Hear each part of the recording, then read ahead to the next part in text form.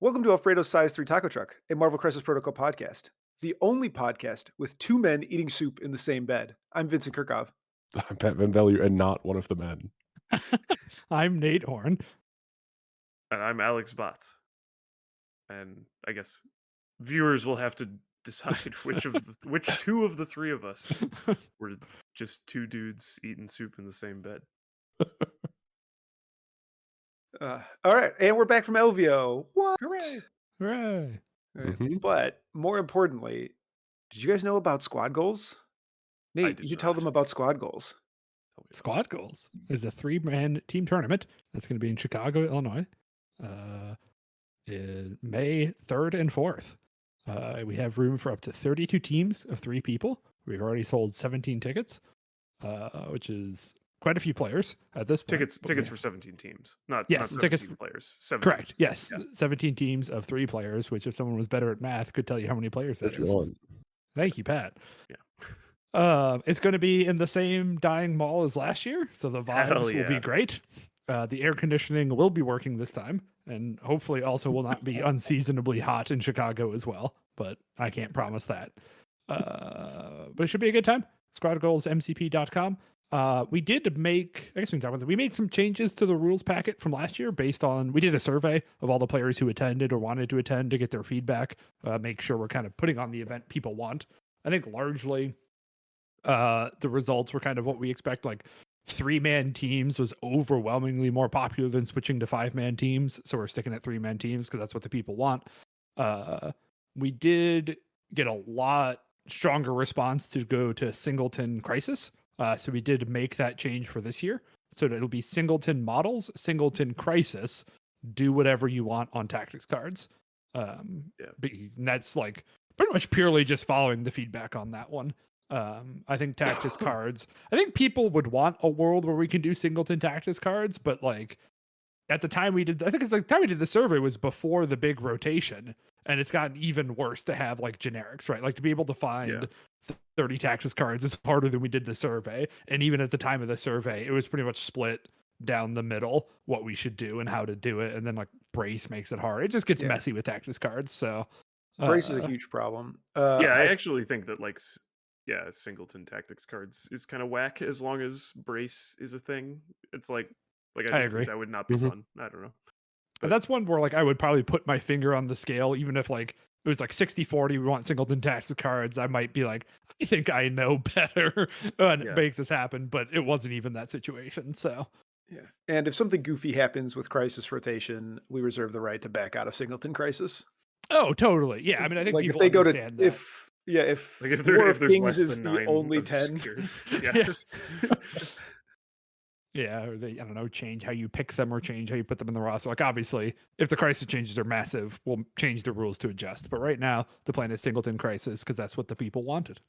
Yeah, and people should sign up. It's really. I mean, I think basically the only complaint we had about squad goals last year wasn't even really about squad goals. It was about air conditioning, and that's going to be fixed. And the other big change for this year is we'll have actual prize support beyond just trophies. So last year the budget was tight enough with us having to get more mats and clocks beyond what we had for Second Wind, right? Because we're using a lot of the Second Wind supplies. We had to get more mats and clocks if we sold out, but that's a one-time fee. We don't have to do that again this year, which means we have a bunch of room in the budget to be able to do, probably just get some like Marvel product and stuff. I don't think the prize support will be crazy, but there will be prize support raffled off, probably going to painting winners, that kind of thing. Pretty similar to what we do at Second Wind. But we have room in the budget for that kind of thing this year, which I'm excited about. And I think also, I don't know if we're 100% on this, but I think it's worth advertising. But like we're pretty sure we're streaming this, right? Yes. Like the Provided 4 of us are streaming it. The internet at the venue isn't the worst. Or if we can find an internet solution, we have all the other equipment. We will be streaming this. Yeah, which is exciting because I think people. I mean, maybe we'll talk about this a little bit in a sec, but it seemed like people really liked our LVO stream. So we want to continue doing that, and by we I mean these guys, not because I don't want to, but because I did nothing and they did all the work. And I think it worked out pretty well, and I think that's going to be really cool. So I think it's going to be a really sick event to participate in and also a really sick event to follow. And if this is something that appeals to you, you should if this is something that appeals to you, by attending Squad Goals, you have a chance for me to insult you on stream for your play. So so that's another reason you should sign up. So yeah. Nice. In other news, Carlcon tickets went on sale. It's carlcon.net, I believe. Yep, carlcon.net. I like Yeah, it. it's 64 players this year. There's like 34 tickets sold, I think.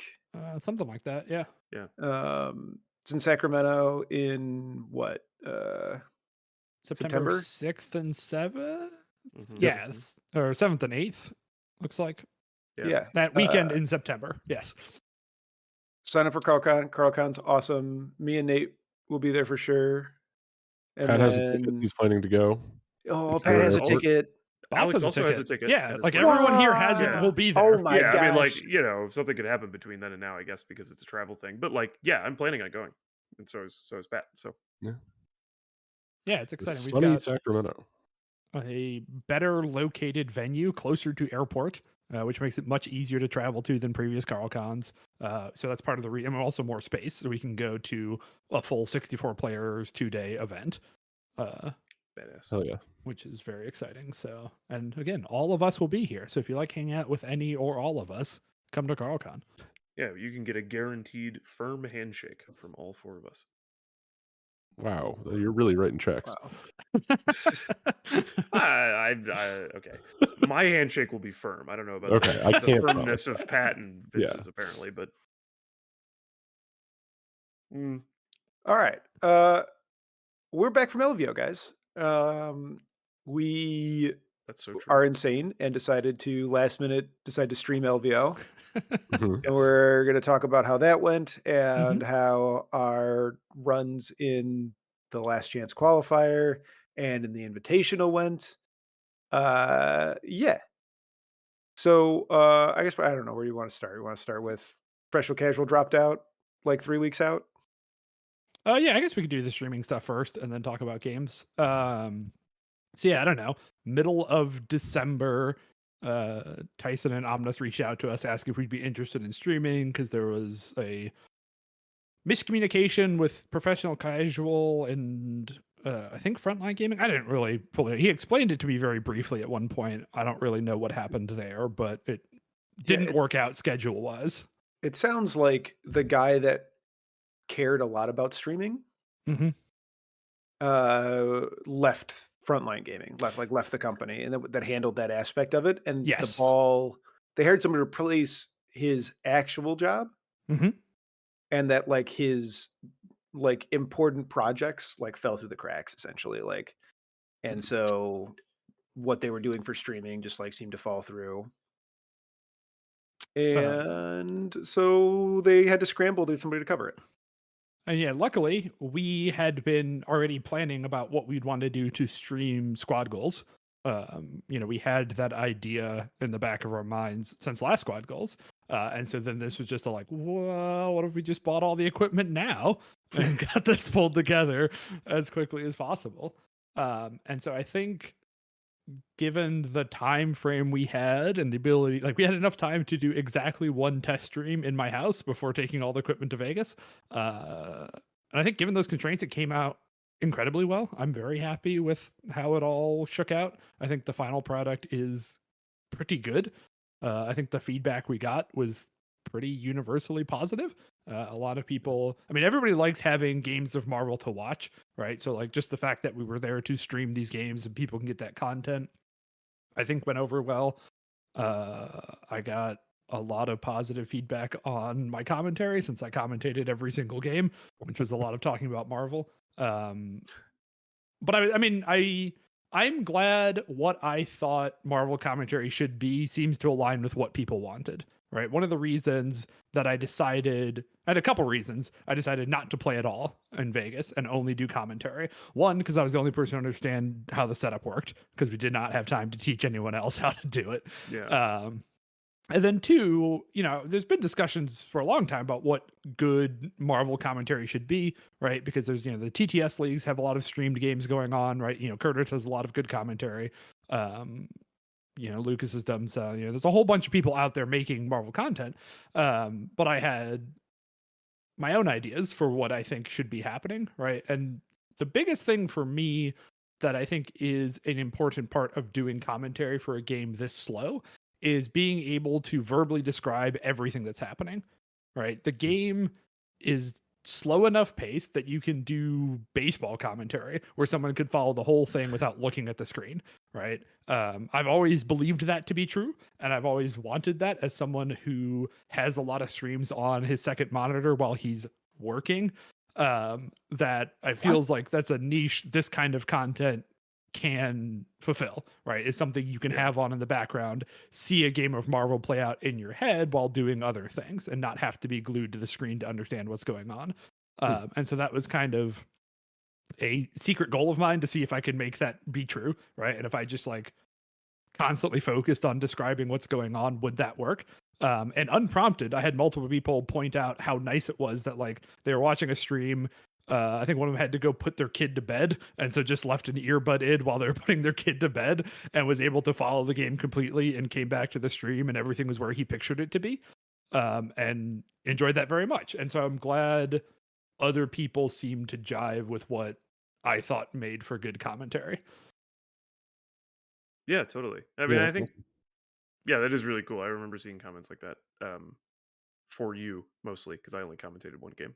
But Yeah.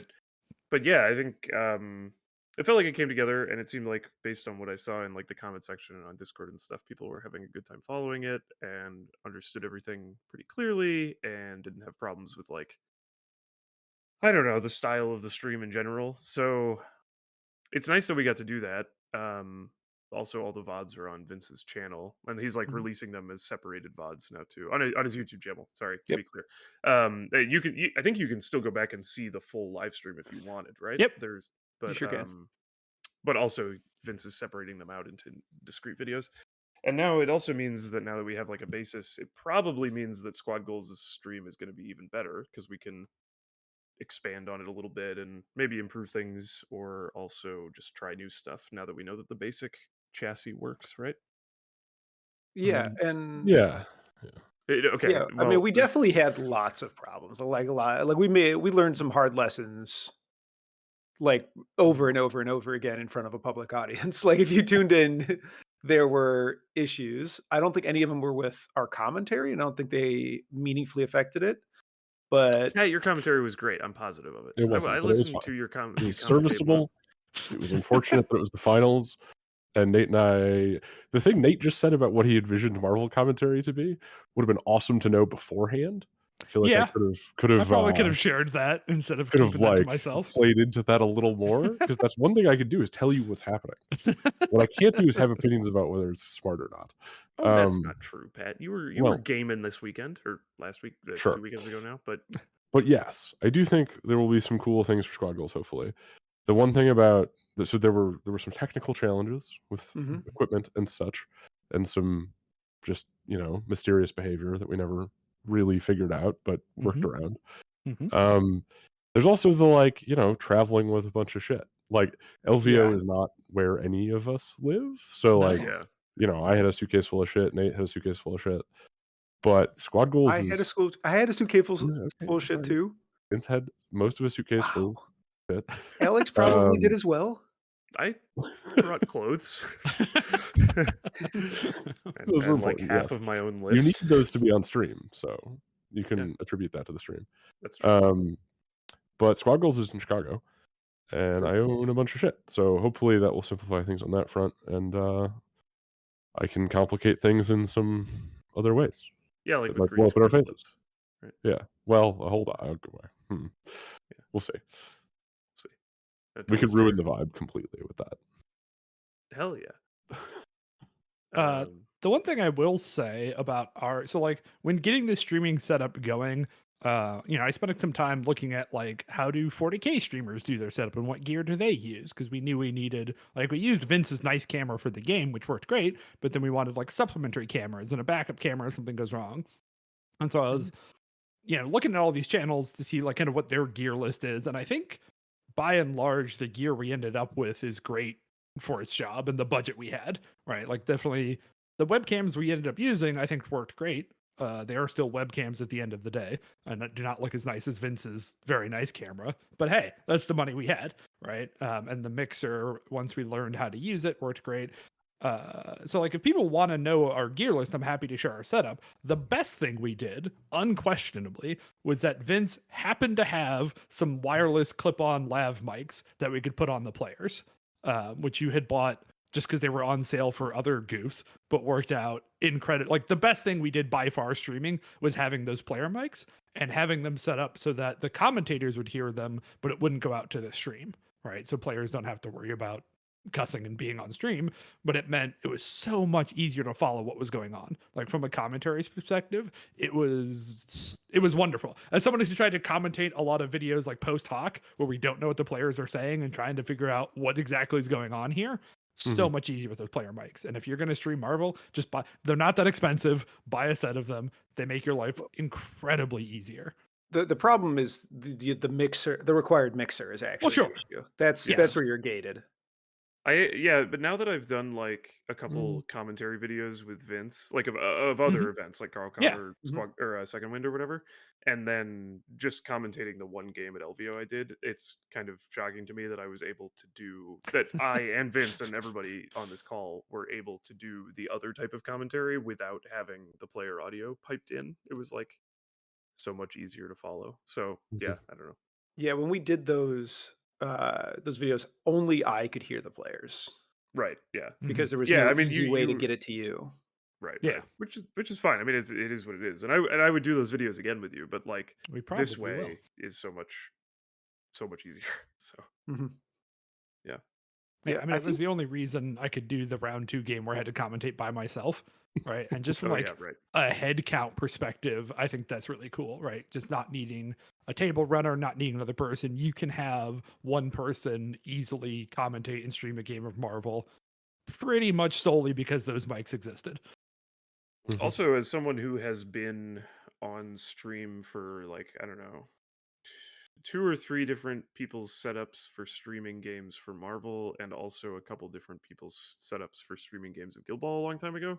Like this is the least invasive way to do it, like as opposed to having a table runner asking questions and stuff, which is not, it's not the end of the world. I never minded playing on stream, but like this is even easier. I like forgot the mic was there basically after, I don't know, the first half of the first turn. So yeah, it's great.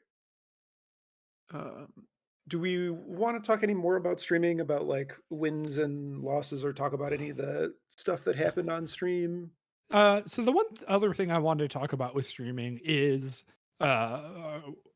what's the future of streaming look like for us? Are we going to do this again next year, kind of thing, right? Because I've already, Zach already asked, are we streaming Adepticon, because he had such a fun time doing it, and also very flattered that he had a watch party for our stream. I think that's the coolest shit. Yeah, I know that.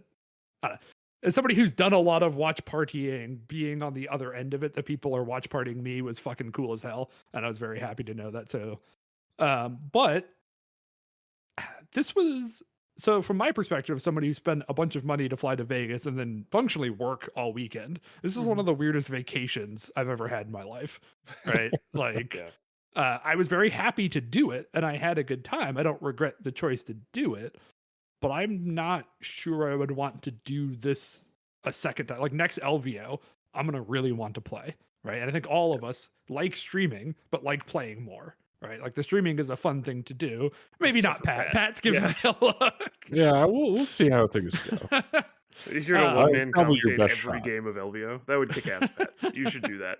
You should be like a reporter. You should be like on the ground with like holding a mic and like be like, I'm getting live on-scene footage of Vince getting diced out of LVO. So yeah, I don't know. I don't think we're gonna switch to becoming big time Marvel streamers, right? We're gonna stream squad goals because it makes it actually kind of easier for us, where we can have 2 judges and 2 streamers between the 4 of us, and then rotate throughout the day, right? And like we knew we needed 2 judges anyways, and also we don't want to play, like figuring out who doesn't get to play is kind of a complicated thing for a 3-man team tournament. So like squad goals makes it really easy. We definitely will stream that. Are we going to stream things beyond that? I don't know. It's hard because we all like playing the game. except Pat. But for the most part, we all like playing more than streaming. Mhm. Yeah, like I like doing this, but also just like the economics of it are just like insane, right? Like Hmm. to let you behind the current a little bit, even with me re-releasing. So we made the stream ad free because it was important to us that it be ad free because YouTube does things different from Twitch, and we surrender a lot of our control over ads. So we just decided to go ad free and just like survive on whatever people gave. And even with me remonetizing everything and trying to get it to a new audience that didn't watch the stream live, if we break $150, I will be flabbergasted. Yeah. Um, and since every one of our tickets was more than that, even if they like comped us everything, I don't think this is like, Yeah, I mean, there's no world they Yeah, I comp us hotel and flight, right? yeah, Like they would absolutely. probably Or comp us a even if con I, badge, but yeah, con badges and hotel, maybe. yeah. Um, yeah. That being This said, is not I a had a ticket great sale. time doing it, and when it's our events, I wanna try to make this happen more at our events. I think second wind is gonna be pretty much impossible. The venue just is gonna be too difficult to do that in, but, for squad goals, like, I'm super excited to do this again. One of the things I'm curious about trying to see if it is cool or not is just like we record the games for Second Wind like we did last year, right? We Mhm. just have cameras pointed at the table, get the footage, and then you and I or whoever, two of us, do commentary for those as a live stream, right? So if people want to simulate Oh, just live like the streaming next Second weekend, Wind, just yeah, go back to Yeah, back and like just after the do it fact, yeah. live. yeah, Yeah. right. And the people want to hang out and chat with us, right? If people want to have watch parties like Zach did, they can pick a day. They'll know they'll be here. We can interact with chat while watching and talking about a game of Marvel. I don't, but then like, you know, the downside to that is it is old news. People will know how the games end. The Mhm. spoilers are all out there. It's not quite as exciting as watching it live, right? I understand that. I'm someone who has a hard time watching VODs of streams when I can go on VLR and see who won in Valorant, right? Like, so Yeah. I get it's not the same, but given our it's just the four of us and we like playing the video game, that might be the best compromise we can offer. I don't know, I'm interested to see if people are interested in that. Hmm. Yeah, I Alright. don't know. I mean, people would. Yeah, I have no idea. Alright. I Maybe. think people are sick of, us talking about Yeah, let's talk streaming. about the game Marvel Crisis Protocol. Yeah. Okay. So the LVO meta was interesting in that it was dominated by Thor 2. Who could have guessed? Ba, ba, ba, ba, ba. The thing I didn't see coming was that there was a metric ton of Midnight Suns being played. Men of culture. Yeah. It was just very popular. It was like, what was it, like 20% or something of the LCQ? I don't remember the LCQ stats, but those are sort of not as Not the important. LCQ. I feel like the LCQ stats are not that exciting because a lot of they're like the qualified players aren't in it, right? But like Mhm. the Mhm. finals, the 64-person final bracket, it was 8 Asgard and 8 Midnight Suns as the top two. 9 Asgard. Oh, 9 I Asgard have and it eight up right Midnight now, Suns. but yeah, it's Sorry, 9 I Asgard, 8 could be Midnight wrong. Suns, 8 What I intended. Avengers as the top 3. Right. Yeah. And that's Which out of 40, right? It's out of like because there were only like 45 lists put in. Well, no. So the affiliation breakdown gets updated once the games are Oh, in. So that's going okay. to be complete. For models, yeah, it's, you know, like what the Yeah, most it's popular model is going to be up in the air because it's only 47 of 64. yeah. Um yeah, and I think like I don't know, from a vibes perspective or anecdotally or something like that. Like it's the the the bracket felt flush with Asgard and then Cabal and Avengers and Midnight Suns basically all over the place. And Mhm. like and I actually would put Avengers as number 4 of those in terms of Yes. popularity. Although I don't know, that might have just been me. I'm not actually sure if that is how it went down. But yeah, and I think you know talking at least from my perspective and talking to you guys and a lot of other strong players who were at the event, it's the metagame is extremely dominated by tall lists of those teams mostly, like obviously Asgard playing extremely tall with Thor 2 and Jane and Bill as like a core for almost every almost every threat number. Or tall lists with like Cabal Thanos or Hulk or Thor 2 or both in Avengers, and then I Hulk in a ton of Midnight Suns games for most Midnight Suns players, I think. Um, and I don't think you saw a ton of wide lists getting very far in the bracket at all. Obviously, there are some perennially strong wide lists like Webs, but that's pretty much it. Webs did just fine. Yeah, Webs did good, I'm sure, but those are like the one wide affiliation, right? And it seemed like, I mean, I mean, probably most people listening to this are aware of it or even watched it, but like the finals was Asgard on Asgard, Thor 2 on Thor 2. Hell yeah. In a perfect mirror. No, Perfect. Mm. No, Was it a perfect mirror? it was Sif versus Loki 1. because it was at 19. So they had the That's same. right. They both had the same brothers core with Jane as the leader, but then Loki won versus Sif for the last 4 points. So 4 wide 19 mirror with 3 models matching. And also, if you haven't watched that game, I think it's funny as shit because both of the Thors like fall flat on their faces. They do so little throughout the whole game. They are really not they're not the fulcrum of that game at all. They're just kind of there hanging out, and it's the other models that actually do like the crazy stuff. I mean, like, I don't know. I agree those Thors didn't do anything, but you could still they were playing the game like the Thors were going to do stuff. Oh, like, sure. I mean, yeah. It was that was part of the comedy to me though, is that like they both kept like, I don't know, playing like their queen in chess or whatever, like really aggressive, jockeying and for then position just like around the Thor, and then just nothing And happened. then never you're taking like, any oh. pieces. Yeah, it was just like setting up for huge Thor activations. Like, well, I guess this sucks for me. But then the opponent's Thor 2 also did nothing, and it worked out. Like, you kept expecting one of them to flub, and then the other Asgard player to just like take off from there, and it never happened. It was just mutual failings. Yeah. And Eric Wong won. Woo! Yeah. Let's fucking go. The year of Eric is complete. Yeah, the year of Eric is complete. Just in time I for hope the he Lunar starts New losing Year. now. Me too. Listeners, if you don't recall who Eric Wong is, he's probably most well known for the Portals video that I put on my channel where he talks about Wong being his leader in Defenders. I'm sorry. And Eric Wong is not most well known for a Vincent Curkov YouTube video. I mean, he complained to me multiple times that weekend of people coming up and be like, "You're the Portals guy, right?" Well, yeah, he's the Vince. Yeah, People don't only know Portals guy because of your video. You I are think insane. they do. No, I actually think it is because of the video. I think it is because of the video, but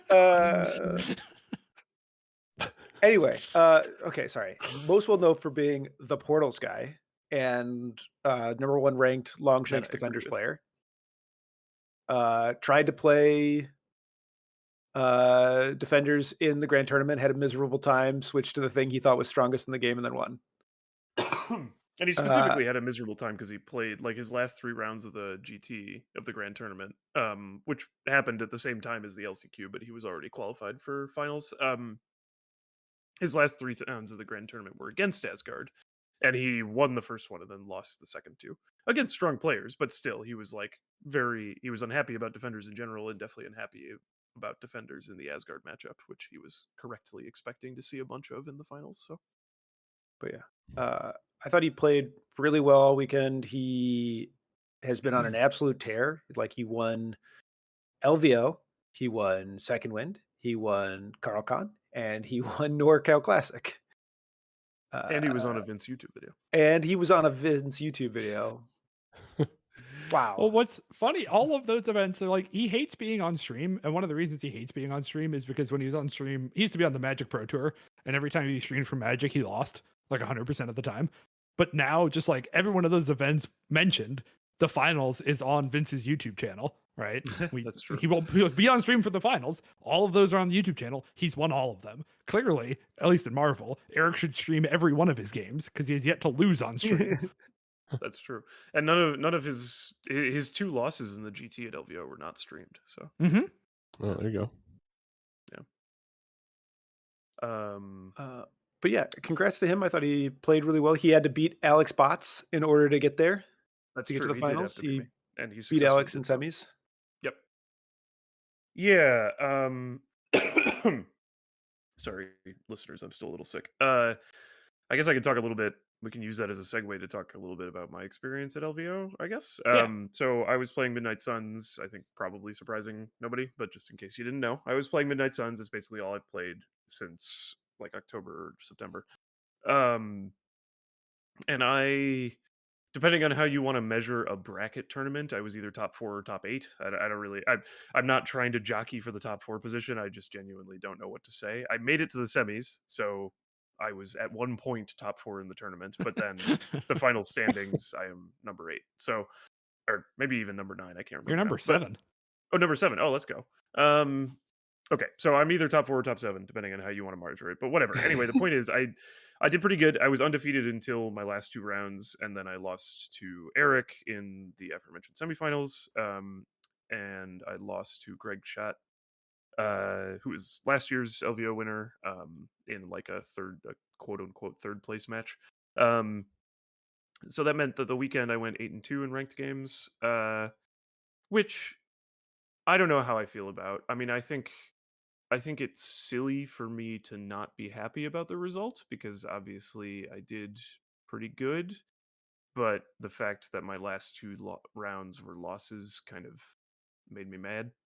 Mm-hmm. I mean, not mad at anybody, to be clear, just mad like I would have preferred to win them, obviously. But both of those losses were very close. I had a lot of close games, both wins and losses during the event. And like my last 3 games, like the 3 games I played on Sunday, so my I guess quarterfinals, semifinals, and then third place game, all of those were 1-point games. Like I won by 1 point and then lost by 1 point twice. Hmm. And I think I totally could have been in them in either way. Totally could have won my 2 losses if I played a little bit better or got a little bit more lucky. So, it is what it is. I think the list I was playing was very good. I was playing, I've already made some adjustments to it after the event, but I was playing Midnight Suns pretty heavily, focusing on iHulk and Red Skull 2 as like the models that I pick up first after Blade. It's Blade only. I mean, Elsa wasn't available for LVO anyway, but spoilers in case anybody doesn't go on Discord and hasn't heard my opinion about it. I think Elsa's pretty bad. I'm not like interested in playing her as a leader at all, and I'll probably try her as a not leader for threat a little bit, but I don't think she's got a lot of interest there for Midnight Suns, unfortunately. But the good news is, I mean, I've never been higher on like Midnight Suns in general. Like I actually, the meta's weird and it's very difficult to play into things like Asgard and Cabal, which is rough because I think those are the 2 best lists in the game right now.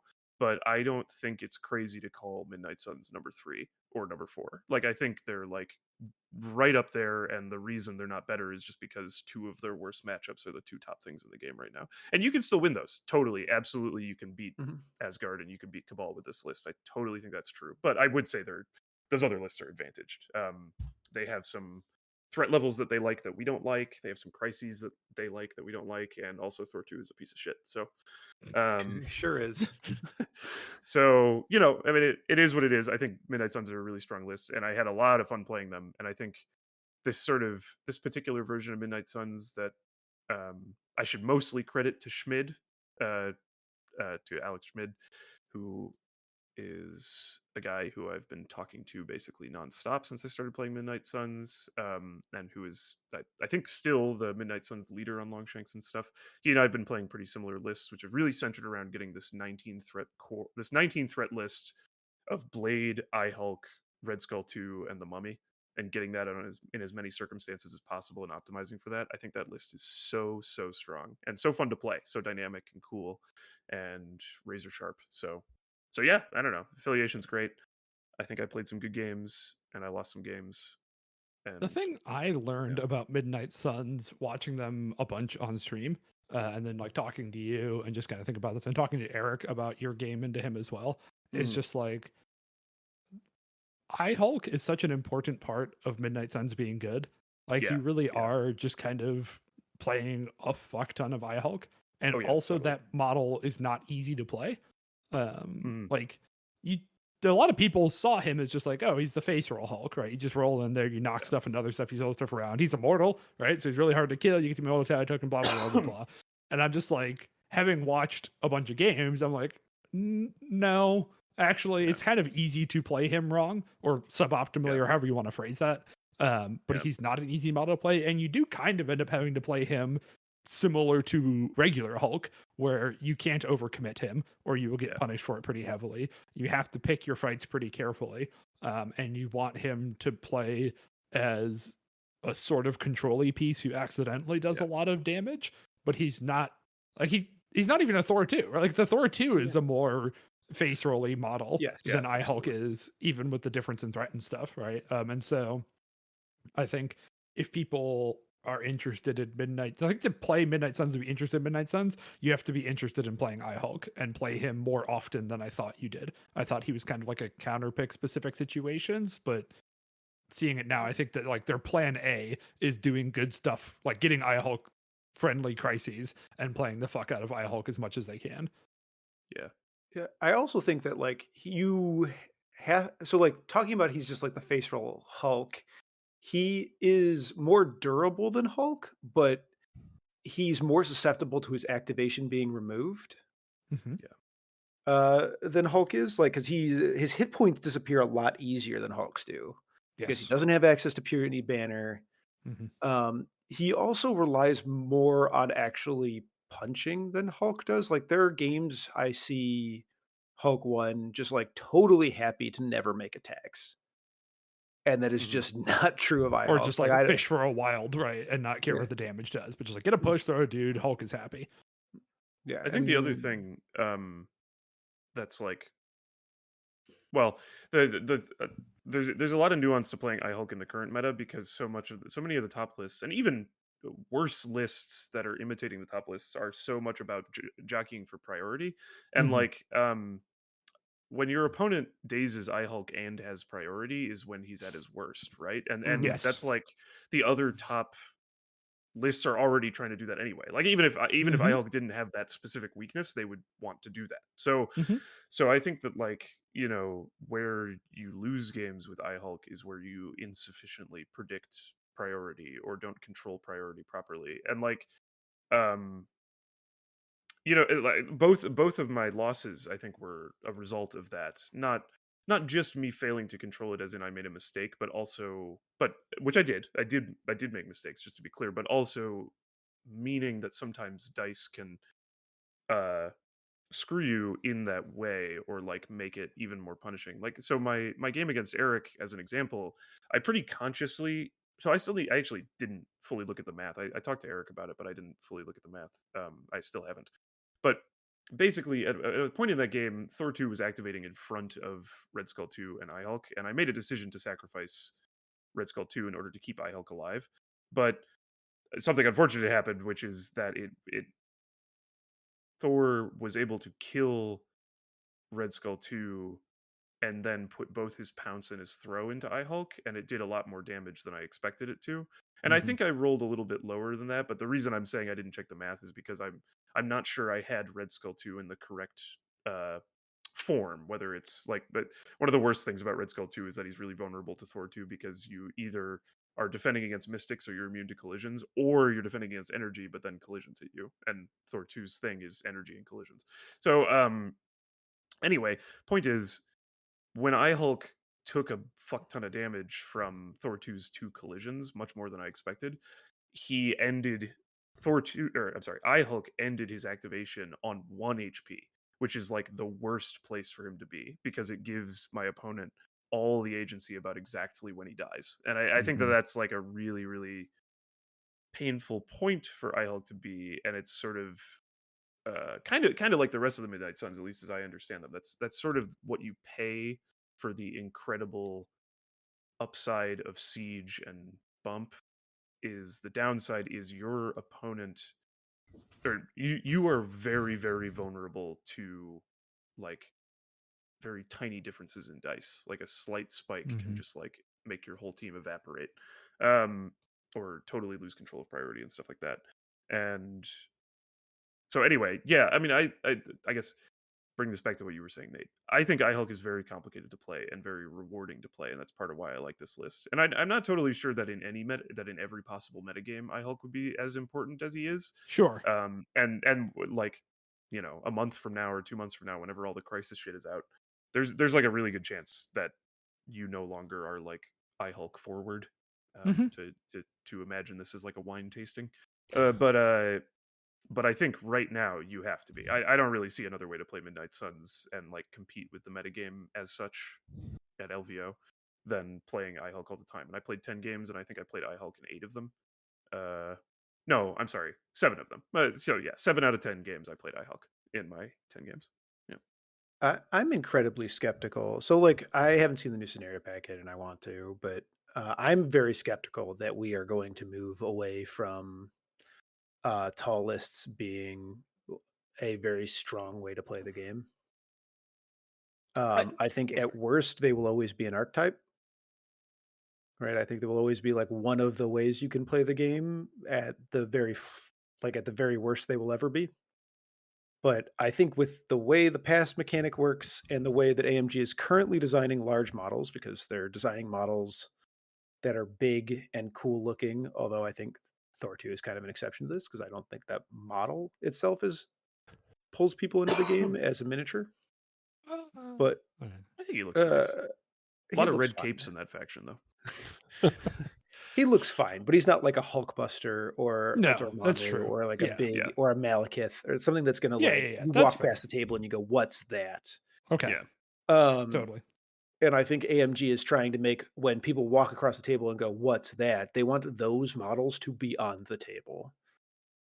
I And don't know. I've never followed these conspiracy theories. okay, I agree with you that they want big models to be good, but I don't yeah. think Mhm. they're consciously saying like we need Malekith to be OP because he's got big wings. No, I don't think they ever are like they want him to be OP, but they're like, "We want this model to be relevant in the meta." Okay. Question for you, Vince. Yeah, go ahead. Sentinels. Explain Sentinels. I can explain Sentinels. I have insider information to explain Sentinels, though. I just Uh, like I don't. but it's been so my understanding from the sources I've had, and I feel okay saying this because it's like from 2 years ago, Mhm. but that Sentinels were never properly play tested. They were originally an Ultimate Encounter only box, and so were never play tested. And they realized that after they saw the numbers come back from the Peter Parker Doc Ock Rivals Mhm. panel, that if you don't put new rules in the boxes don't sell.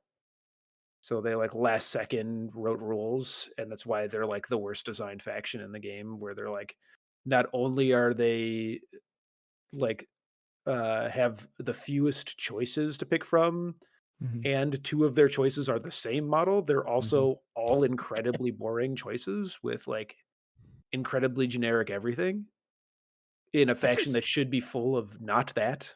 I just think it's absurd to ascribe financial motivations to these. Like they want every model to be good, right? Like they don't. Yeah, I mean, It doesn't fucking matter to them if Thor can't be though. 2 or Shang. Well, sure, but like I don't think the scale of the physical model or the eye catchedness is part of their choices, right? I think they try to make try to capture a theme and they try to make the model Okay. playable, and then I don't think they spend a lot of time fine tuning, which is I think why we run into these problems. Is just like they have this pretty wide band of playable, and like as long as the character lands somewhere in here, we'll ship it, right? Mhm. And Right. sometimes that falls outside of what we like, but like I Okay.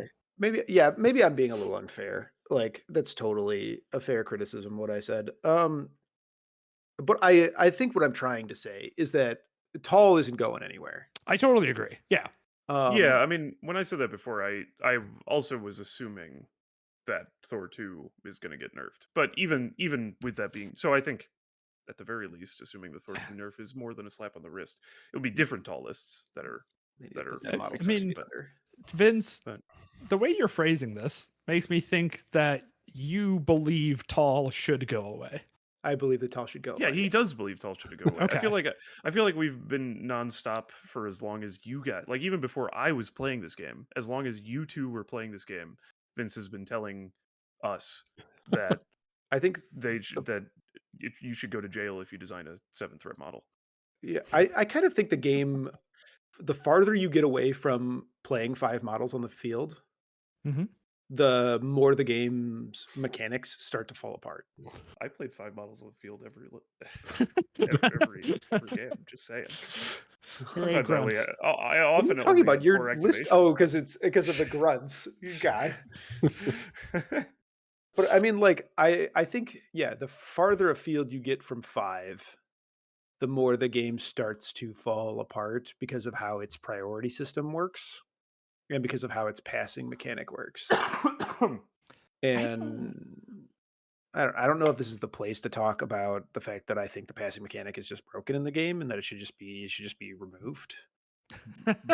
But I think that's going way too far in the other direction. But it may be. But I really don't think with the way, like, I've heard the arguments from the other side that, like, there are other games that, like, didn't have a passing mechanic and were alternating activation, and they just, like, blew people out of the water, and it was like, people just play as many models as possible. Mhm. I think with the way the priority system functions in Marvel Crisis Protocol, that, like, people will try to do that and still just and get huge advantage on turn 1 and then just lose anyway. I'm Um, I but mean, yeah, I don't know.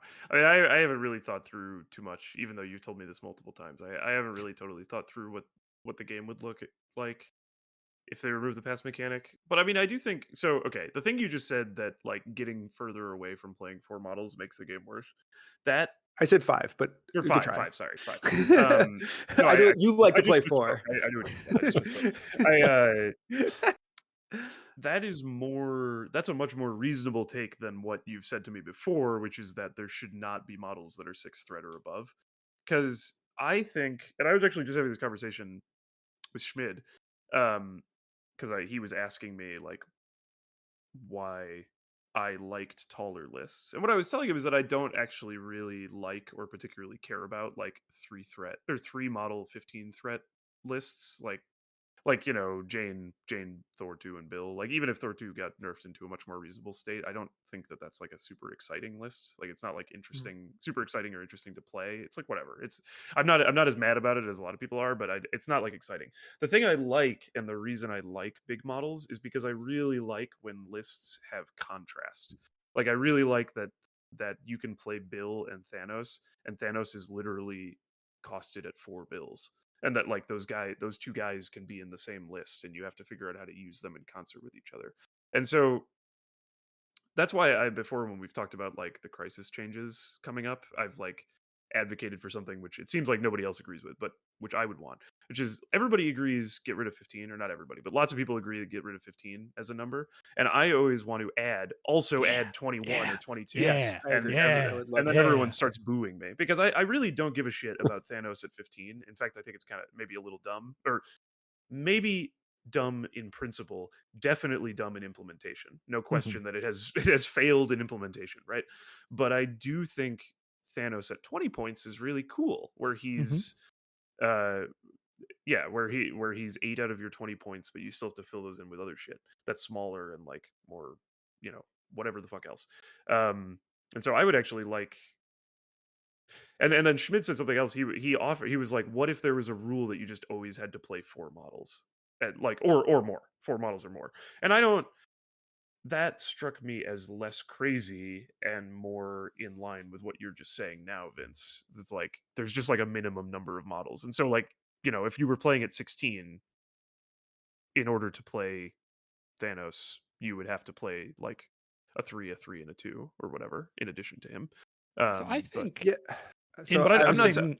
To be clear, Schmid just threw that out as a random Yeah, thing. yeah, I don't think yeah. he's proposing it as like actual. This should definitely happen. But I I think just thought I it was really interesting. wanna respond to all when right, you were fine. Go to you ahead. talking about, like, how this is, like, a, like, lesser take, from before where I was like, "I just think they shouldn't make 6 threat plus models A anymore." less extreme take, just to be clear. Yeah. But yeah, go ahead. Yeah, exactly. That, like, and I think a lot of that has to do with 2 things is that, like, so obviously, like, the game has moved on and it has changed in ways, and I've Mhm. kind of accepted the status quo of these are things that are gonna happen. Because back when I said that, like, there was Hulk.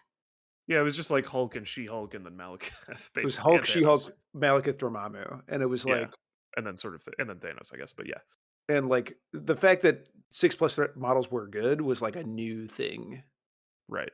And also we had 14 at the time. Yeah, I mean, at least in the earliest time you said that to me, there was 14, which And I it sometimes appears that just we're totally about to forget not have existed. 15. Yeah, Like, everybody seems to think that's happening. But right. So, like, that's a pretty far afield difference Hmm. in yeah. like how it's going back. Like, if we were going back to 14, I think I would go back. Like, if one of the spoiled crises was 14, Yeah. I'd be like, they need to delete every 6 threat model in the game. Like, Yeah. I think would I probably would be be a pretty little close worried to one about of my takes. 14 rejoining the game, yeah. Yeah, I don't know. But like you said, I'm a huge fan of the idea of like let's go higher in threat. Hmm. If they're gonna build these big, insane models, like let's start. I would love for the game to like start at like being 4 wide would be pretty rare, and Mhm. then try to be like 5 plus Yeah. in terms of just like number of models. I don't know.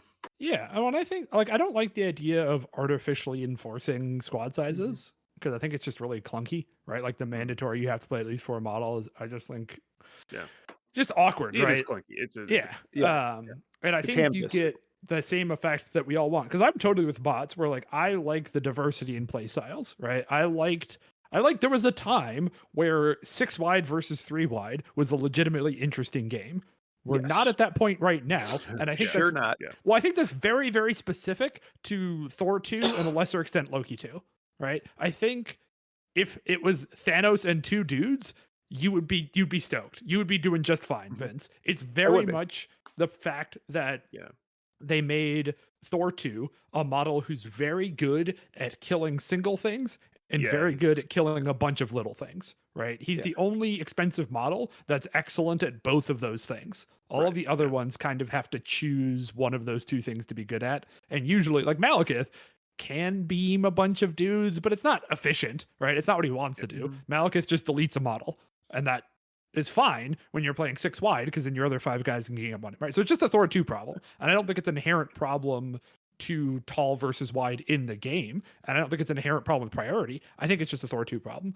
But I also think the easiest way to solve this is to just increase the threat numbers, right? Like just Yes. 17 to 22 would be my ideal, right? Yeah, I think that's Um, what I would do too.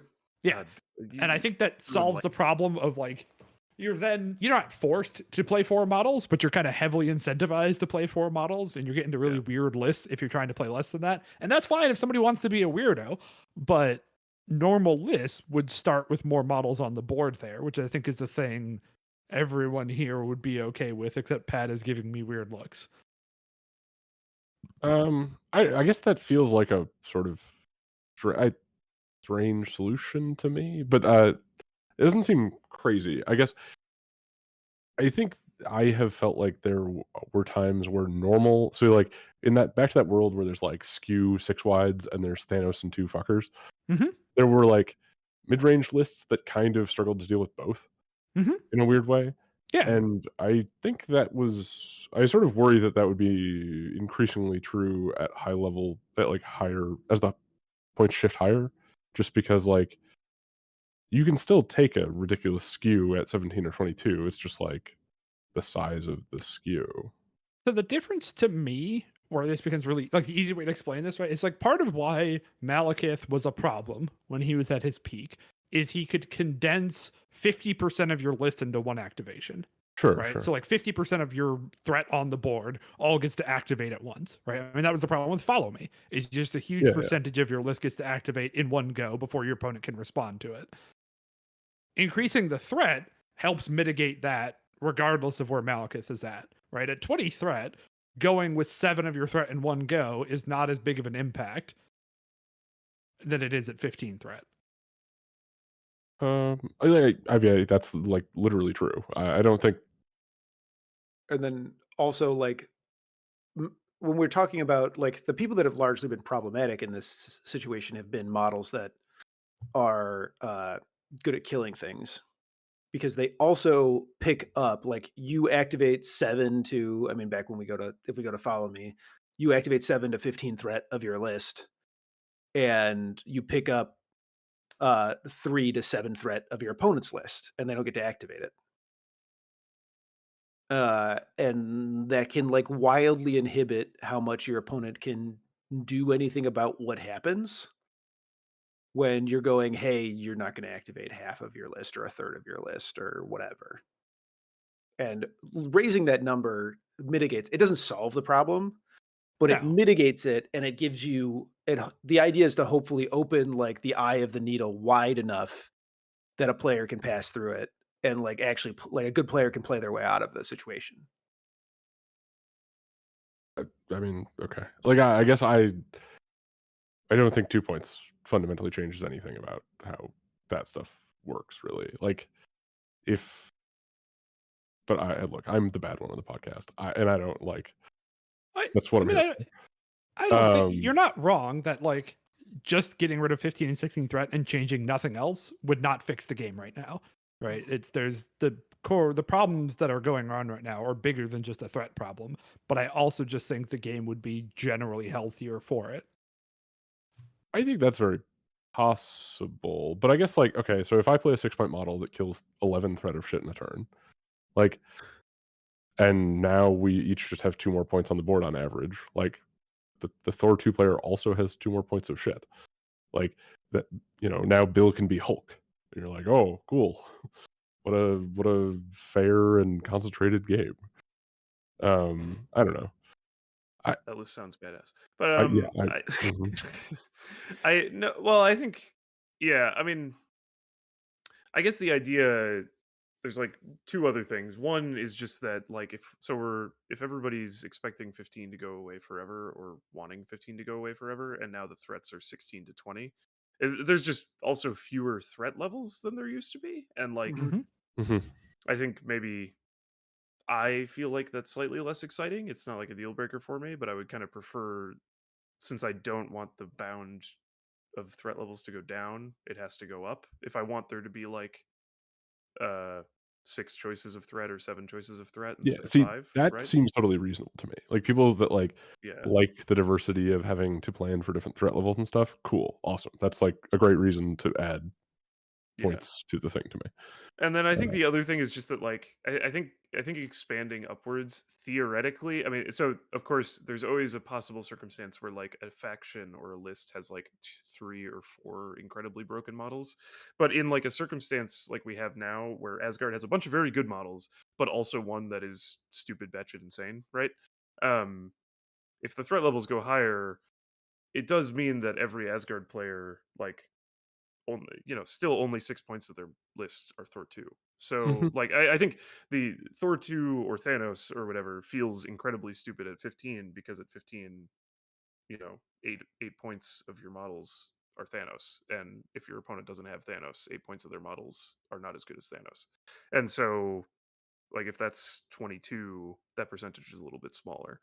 But Yeah, that's a good I agree argument. with you that it's that like you know, the first thing they should do is fix Thor 2. Like they Yeah, still yeah, should yeah, they shouldn't like Yeah, absolutely. like, the argument of, like, okay, so there's this one tall model that is too strong for its points, yeah. Mm-hmm. and by increasing the point values, we're gonna make up for it by saying that, like, on average, the other players will be able to get more strength out of their incremental 2 points I think than the really that's tall like player. I think that's I think the expanded bound thing is not really like meant to solve that necessarily. Or at Okay. least that's not how I picture it. Like that's like an incidental benefit. It's more So just that like I think lists should be bigger and more complicated and more diverse because that's more fun. And I want more threat levels, but I don't want 14 or 15. That's those are the reasons that I want the numbers to go up. I do Not think the extra threat helps if you imagine a world where like if Thor 2 had a silver bullet model like counter, right? Like there's a model you can put in your list that will solve this Thor 2 problem for you if you can include it. Right? Scarlet Witch, for example. Sure. Scarlet Witch, for example. Like a bottle that had an aura that said, "If you take only 1 damage, you take no damage." Yeah. Um increasing the threat means it's easier to fit that in and easier to fit that into more factions. Right? So like to some extent there's like a vibes feels based quotient to this where people, myself included, like to see a diversity of factions being able to, hang in the metagame. And I think the lower you go, the more you have to play your affiliated models which means if your affiliated models are not good at solving the current problem, you're worse off. Whereas higher threat levels kind of makes all rosters more similar in a way, right? Like if we all need to pack a Scarlet Witch, then the rosters get less diverse, but then the factions get more diverse. And it seems that's if people have to pick what a diverse meta. I had this conversation on the stream where it's like, what makes a diverse meta? Because right now, if you look at the Invitational, we got scenario teams doing well. We have quote unquote mid-range teams going well. We have attrition teams going well. There's like 5 teams, but we cover the spectrum. But then there's a whole bunch of like not played or showed up only once teams, right? And so like, what is diversity? People seem to want, and I think I agree with this, more affiliations is more gooder. And increasing the threat means that if your affiliation is like fucking New Mutants, where you have a bunch of trash you have to get through to get to the cool stuff, you have more room for the cool stuff. Oh yeah, that reminds me of something I just wanted to point out about the LVO finals. Okay, I'm really struggling with. I feel like an imposter calling myself a top 4 player here. But again, if you look at the top 4 in the semifinals before anybody won or lost the semifinals, it was me and DeLuca, who beat Greg in the semifinals and then went on to lose to Eric, and then Greg, and then Eric. And so there's 4 people. 3 of them have Thor 2. Greg is the only one who doesn't have Thor 2 in his list, and 3 of them have Thanos. I'm the only one who doesn't have Thanos in my list. It's just a funny thing to think about. Anyway, sorry. I really like that stat. That's a good stat. I have a pass token question. Yeah. Because Vince said a thing that he thinks pass tokens should be abolished. Yeah. And now we have to attach him to this forever. Because that seems insane to me. Oh, I agree with you. But I have a background question. Yeah. Have pass tokens from models that were dazed ever actually been a problem? What do you mean by pass tokens? Like, sorry, if you got a pass token every time a model got dazed, like, okay, so let's take a step back. In this world where we're playing 2 mid-range lists, and you just have a nuts first activation with your, I don't fucking know, guy, and I killed 3 of your models. blue guy Steve who 3. attacks infinitely. That's rude. Okay, with your Thor 1, how about that? He's the new Okay. and he dazes 3 things because he's got 2 attacks and a throw. And now we each have 6 models because we're good upstanding Marvel players. But you get the last 3 activations because you dazed 3 of mine. And I can't even like pass to get one of my models towards the end. That seems fucked. But at the same time, having a 3-wide list into a 6-wide list, being able to pass a bunch, also, I can see how that's fucked. But if you only got pass tokens when one of your models was dazed, doesn't that sort of solve that? So, yeah. So, like, part of my argument for abolishing the pass mechanic instead of trying to fix it is that it's just really complicated to fix. You're going to like have to write a much longer rule section as to like how the pass mechanic works in a game that like has already existed for a while and has a pass mechanic that's worked for a while, and it's like a core rule change, which means we're kind of talking about an addition change. Whereas if you just eliminated the rule, it's like really clean and it's easy for me to argue about and discuss.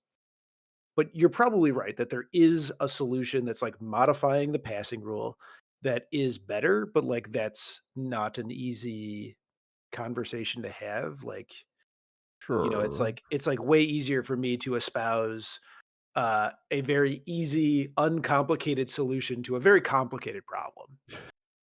Definitely solves the problem. Yeah, we all agree. We gotta if we did that, you'd have to like nerf web warriors into the ground. You have to like more or less remove them from the game. Like you can only play them in ultimate encounters or whatever. All superpowers cost 1 I more. don't know. I think a lot of my issue with just like the pass mechanic is that like the situation you're talking about, Pat, where like we're both playing 5 wide. I open up with my Thor. I kill 2 of your models. Your other 3 models can't interact with any of my models, but they're forced to go. Is like the reason the pass mechanic exists. Right. It exists for that thing. I would argue though that less than 10% of passes are in that situation. Yeah, I'm with you, but that's why I think they should rewrite the rule to make that so that's the only time you get them. Yeah, less I than mean, 10% of but like I passes. think that's a difficult But that could only thing be to true do. because like 90 fucking percent of passes are just in the first turn, and it's just like, Yeah, well, I don't want what, I mean, and then tall like you could lists write a are rule not at that's their best on the first turn, though. That's they not like are like me, like no, they are Uh, not. if you just wrote you couldn't pass on turn one, would Yeah. do like 90% of what I'm talking about, unless they could find a way to make turn two, turn one, and then you're like back in the same problem again. But like being able to go pass, make less of your list available. Okay, but just on turn one though. Like I mean, I understand why pass tokens are strong or pass. Are there actual tokens? Are we supposed to No. have oh, I tokens? just No, no, didn't no. think about Okay, this. He's Sorry. confusing another game. I don't even know what game. I mean, That's Bushido did part of that, but fun. you're definitely not talking about Bushido. No. Bushido, Malifaux, and I believe Song of Ice and Fire all use tokens of some kind. Yep. Okay, I've never Yep. played any of these games. Just love pass tokens. I really don't. I really disagree with you, Vince. I really don't think that like the reason tall lists are so good right now is because of turn one or something like that. Like I just like I mean I No, think but I think his argument is that if you took that away from them, they'd be much worse. And he does like he wants to some extent. I think Vince just wants tall lists to not exist anymore, and is totally happy nuking them from orbit. I guess I think that like well I mean sure I mean maybe that's maybe in Vince's cold black heart that's true, but like I think I guess like if I was just going to play a bunch of tall lists and you told me I couldn't pass on turn one, I would be sad. I would be like, I have been nerfed. But I don't think I would be like feeling like I am I irretrievably fucked. Like I think I I think think if I the did the that to you, you would move more towards being 4 wide and rather than 3 wide. well I Or don't know. like you'd rather be 1 under me instead of 2 under me. Do you consider what I play right now, like the way I play Midnight Suns right now, to be a tall list? Like Uh, like like it, legitimately, I don't know so now like because it is what 4 you're wide. doing is like so much more fair than like most of what I'm complaining about. If that I makes mean, like you are tall, but you're not the hyper tall. Like you can go the like 3 wide low threats, but also you're only at perfectly happy 15 really, but playing yeah. you're like perfectly happy playing 4 wide. Yeah, I mean, I'm like 4 wide at almost every threat level. Whereas if But you look at like the Cabal or the old Malekith builds and some yeah, of the old Ghost Rider things from yeah, a year ago are like I'm 3 tall at 15, at 16, at 17, right? I'm 3 tall, right? Because mhm, what I want to do is I want to prevent one of your models from activating, yeah, and I want to go first next turn and do it yeah. again. I want you just to play down threat against me. But I think, but doesn't changing the pass mechanic? I don't know. I guess I'm sort of lost in the sauce here with the pass mechanics. So, like the pass mechanic would force scenario teams to like meaningfully engage with scenario early in the game and allow scenario teams to like there's no tall team that's scenario, right? Like you just can't physically do that. Yeah, I'm working You on don't have last inventing turn. that, but I haven't figured it out yet. So like tall teams are exclusively an attrition thing. So Yeah, by like forcing them not to be able to pass early in the game, it accentuates that weakness. I guess. And it allows me to like play the game Yeah, by like playing the other half of the coin. Whereas like it's I feel like it's too easy to force teams to fight you with tall teams, even hmm, whether they're built to fight you or not. hmm. I guess I got to think about this I more mean, because the idea that you would be willing to just say you can't pass on turn one as like a compromise has confused me about what the purpose of this is. But I'm not sure I'm going to get to a So conclusion during the the podcast. reason that I was again just like remove the pass mechanic, not just don't pass on turn one, is because A, it's simpler, right? Mhm. And I'm trying to have the simplest, easiest Yeah, to yeah, I understand understand that. argument. Yeah. Uh, and two, there is like a little bit of a worry, like in Guild Ball, where like you take the standoff into turn two. Well, yeah, that's sort of what I'm saying is that like I think like tall teams should be doing that anyway. But I mean like with the exception of when you have like pre-nerf Malekith or something like that. But like well anyway. Yeah, I Yeah, don't know. I'm not sure. Can I There's I more don't conversation to have. I don't know how deep I'm going to. I don't think you can take the standoff into turn two successfully in this game like you could in Guild Ball.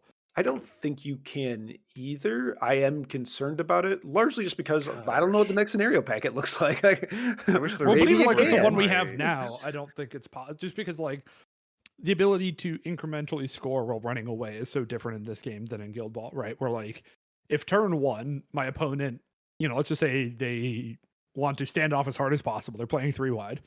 Mhm. So they do the most conservative opener with their 3 models, right?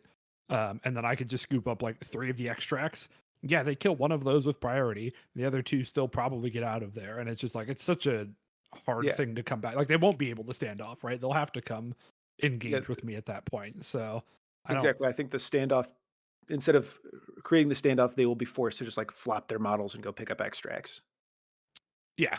and get And so attacked I by a bunch think of weak models. you get everything you want with no passing on turn one without Yeah, you're fucking the probably right. 10% of situation. Because like the Pat But situation, my rhetorical device. Yeah, the pet yeah. situation doesn't really happen turn 1. No, but like the Pat situation is real, right? And for like, Yeah.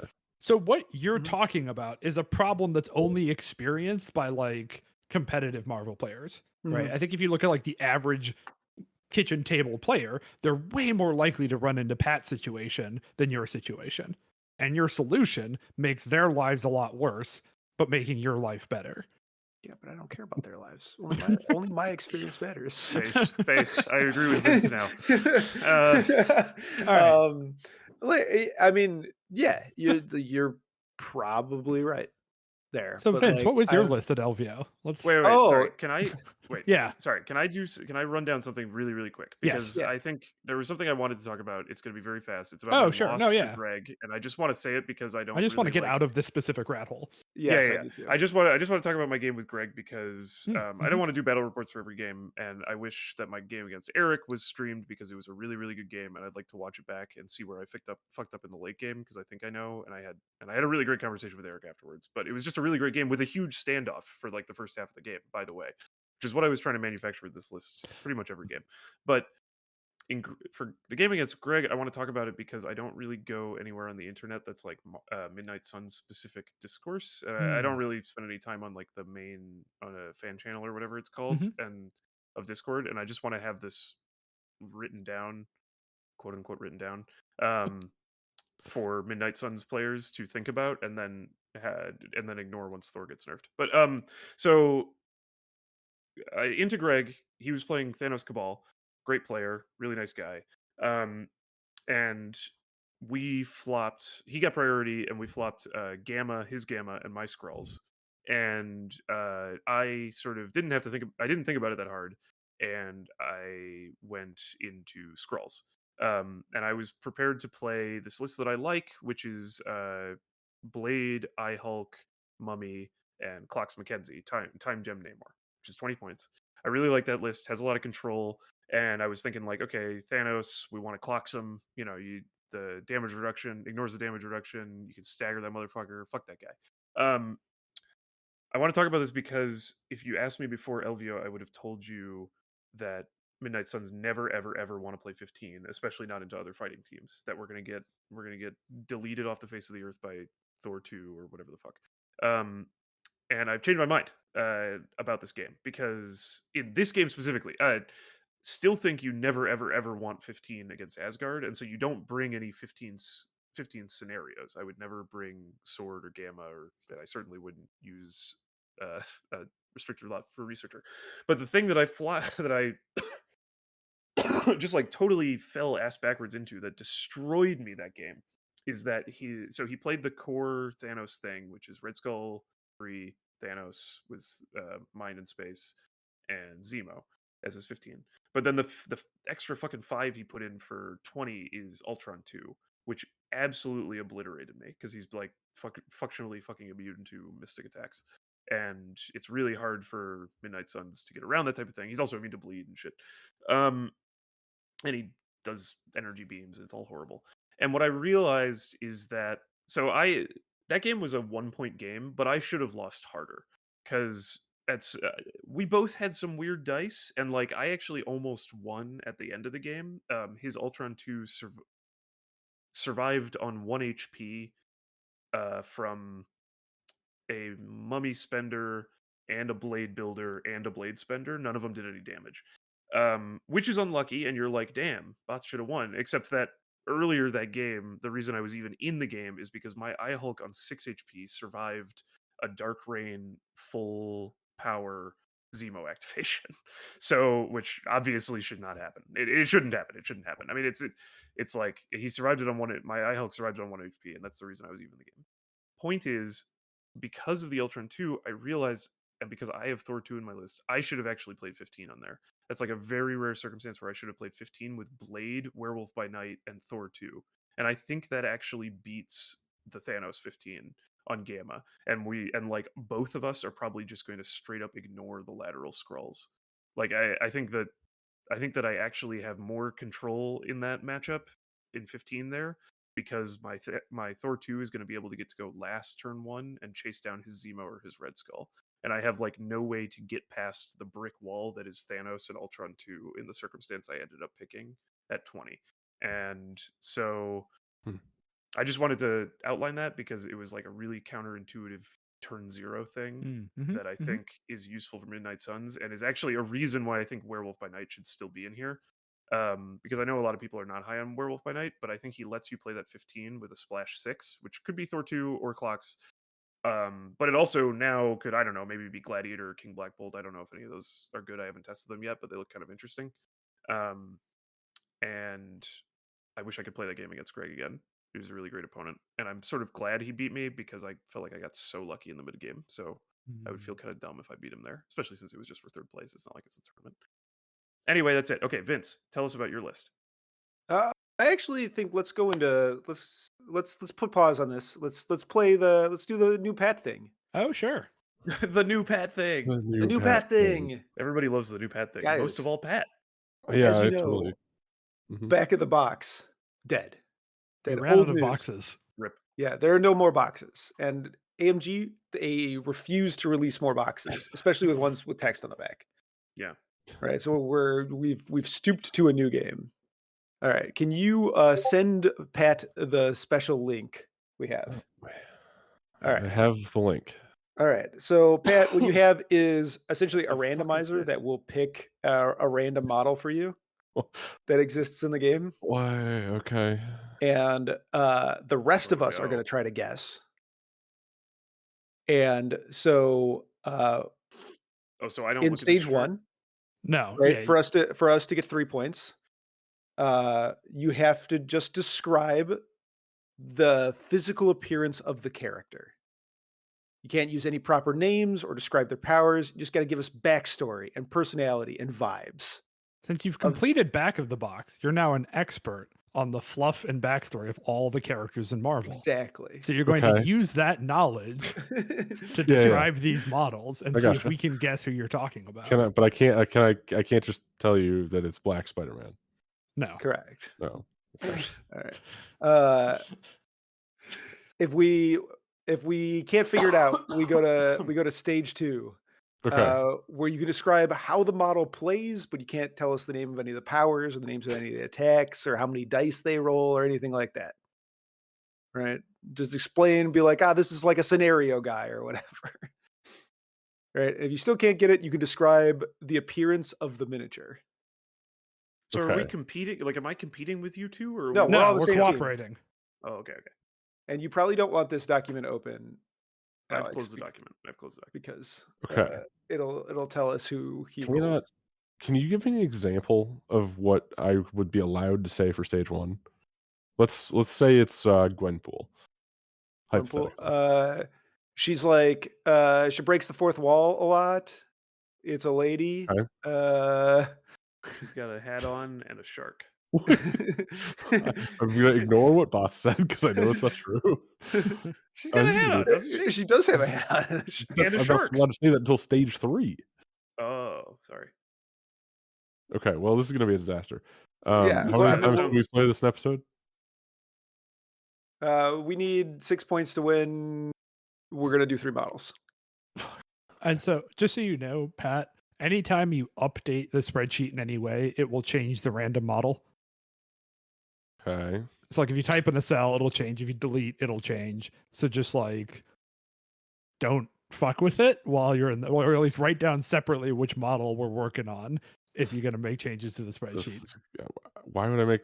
Okay, I don't want to know why I would make changes to the spreadsheet. I'm just warning you because this is No, like that's a if good you warning. accidentally hit period, it could just like total, you know. Okay, I'm gonna hit the thing and I'm gonna stand here like this. All right. All right, I'm closing the spreadsheet. Okay. All the anonymous animals are leaving the spreadsheet. All right.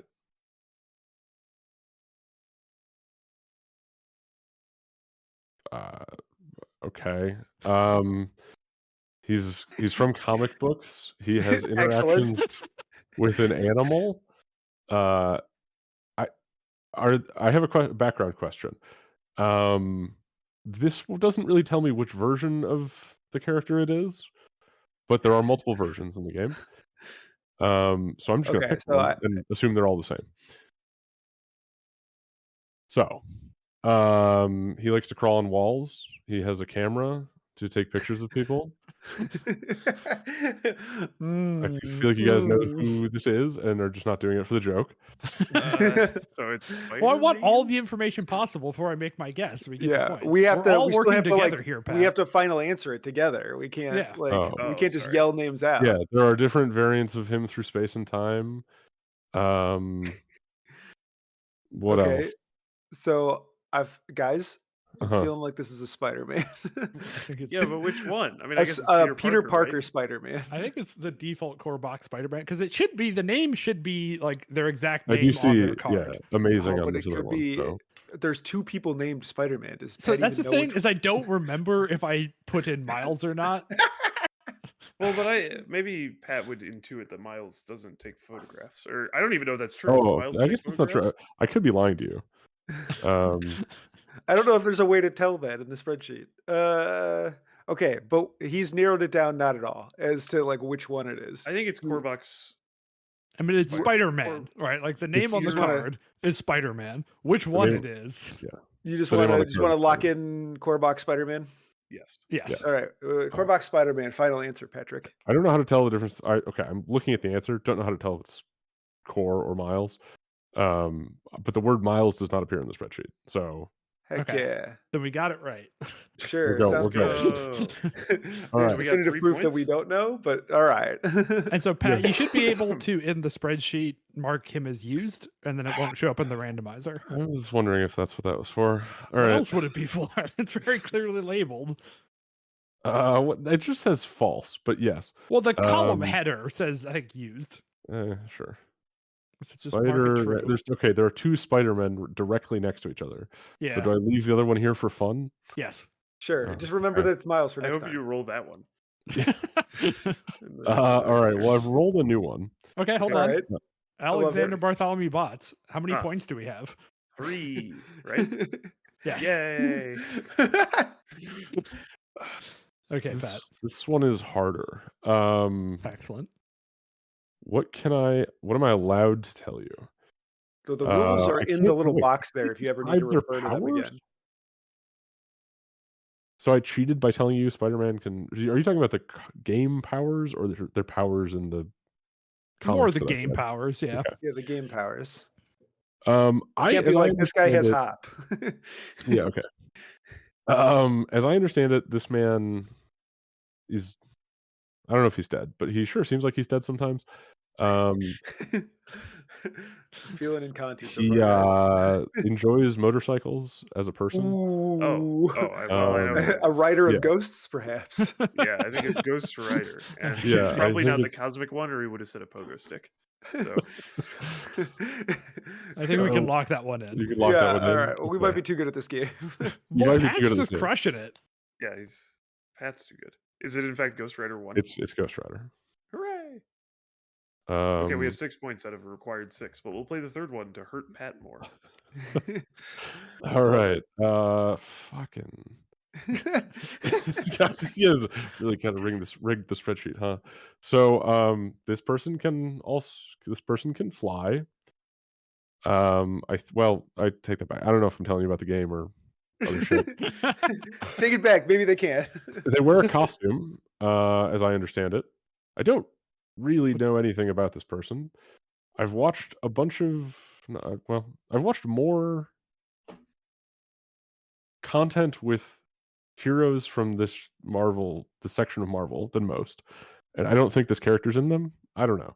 So I I could be think it's wrong an about this. X-Man, but an obscure one is what I'm getting right now. No, but I've watched several of the things, so I have not watched So it's a several X-Men movies, Guardians as far as I know. character, maybe?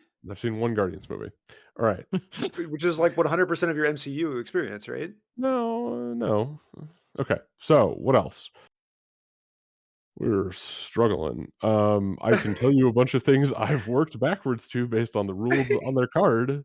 I mean, what's But their backstory? You think? What's their motivation? Yeah. What is the like to vibe of this think person? Do you think What they're a would be chill on the dude? back of their box? they were a scientist Hell yeah. that had a bad accident happen with like a Alright.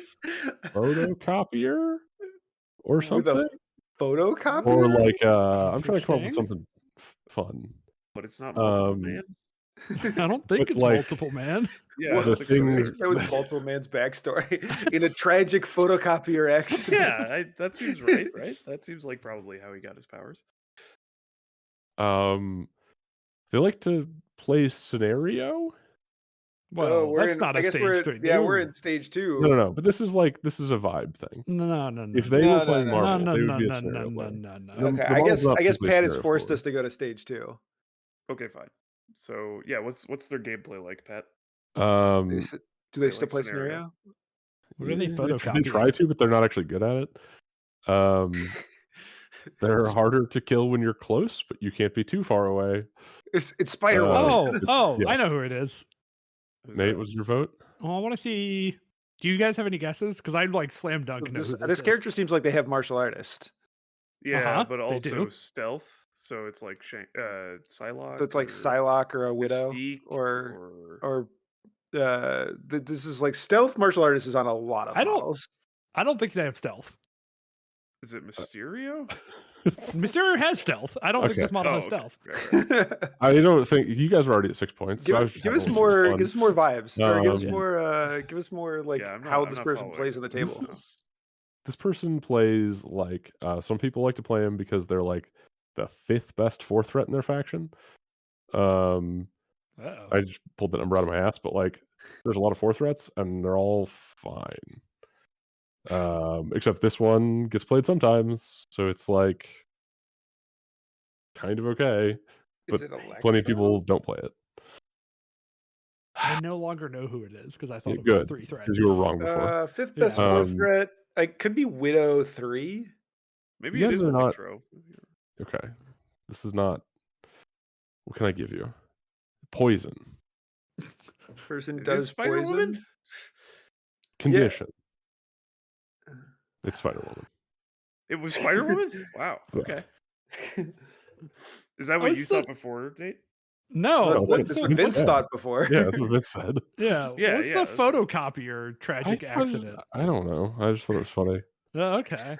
But why? Why did you think it was funny? because I was gonna say spider, and I'm like, this. I don't know if that's true, and then I thought there was something on the card about that, but All right.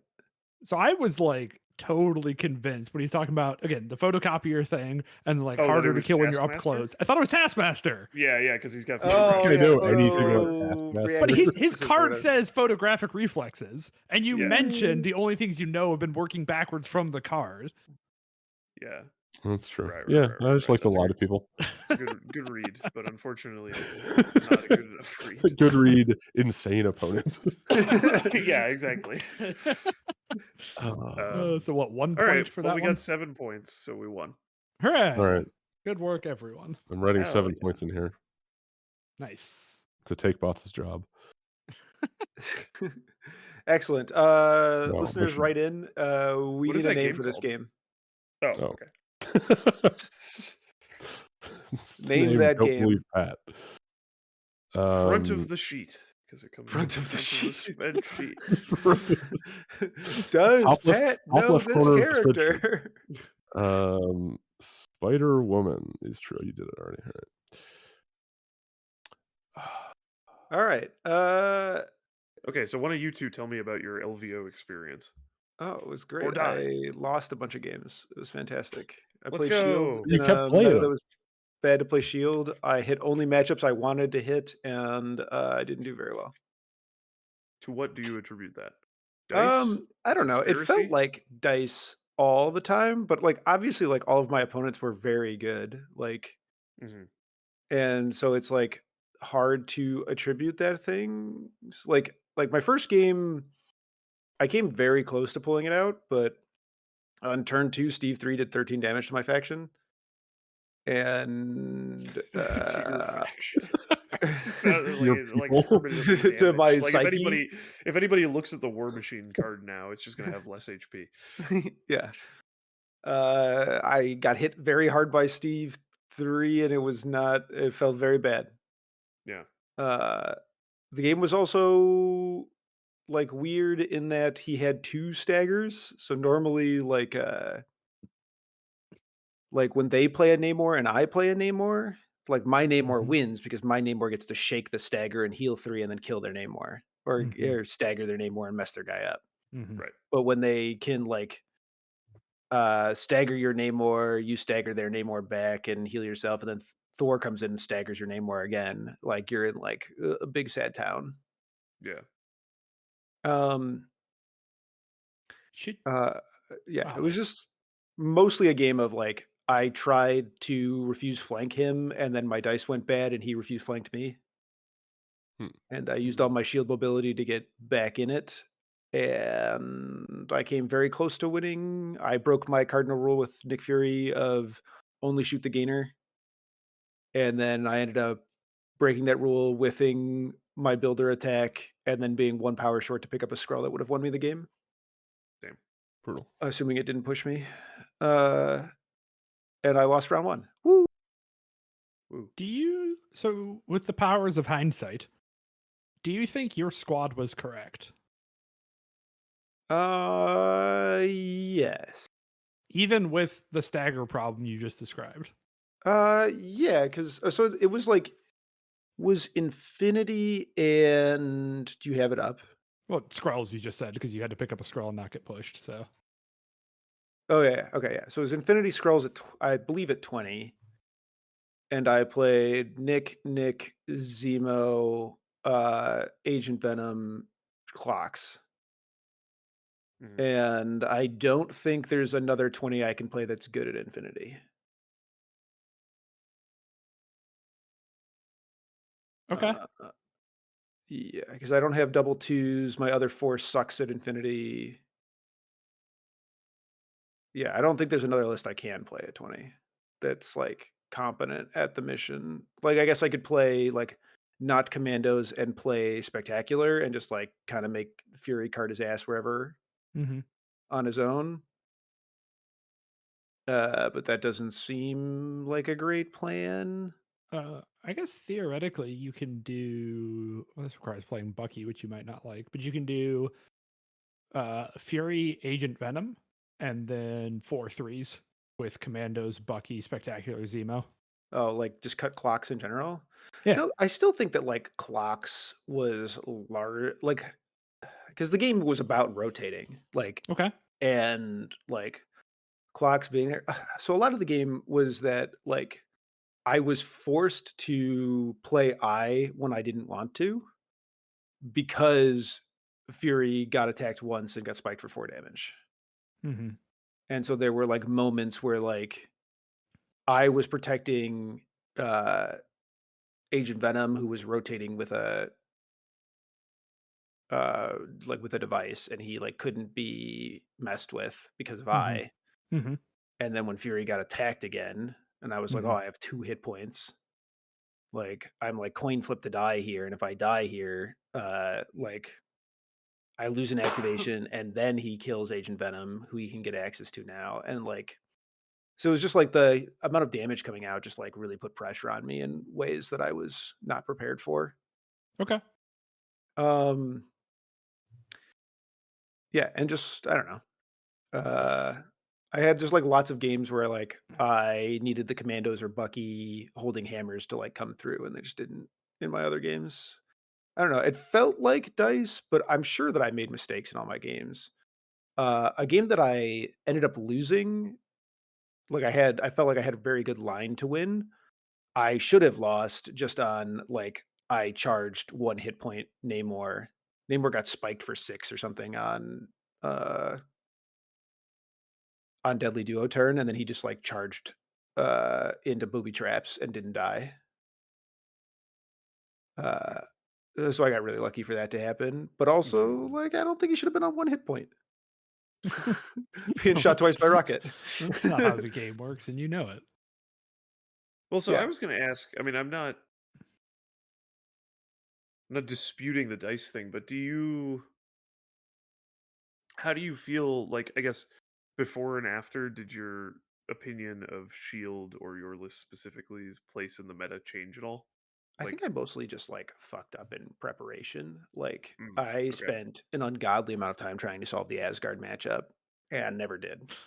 Like Yeah, you guys played it like 1 billion times, right? yeah, I played it Yeah. like 15 or 16 times. Too many times. Like way too many times, and like never found a thing that I could win with without Mhm. like them making a pretty significant mistake. And even Yeah. then, like I had them make a pretty significant mistake and then like I could still lose. Mhm. Yeah. Um, and I should have just played as many shield games as possible and just like not thought about it and just been like, my plan for Asgard's dodge. I never played against them. That's true. Yeah, I mean, Right. I think.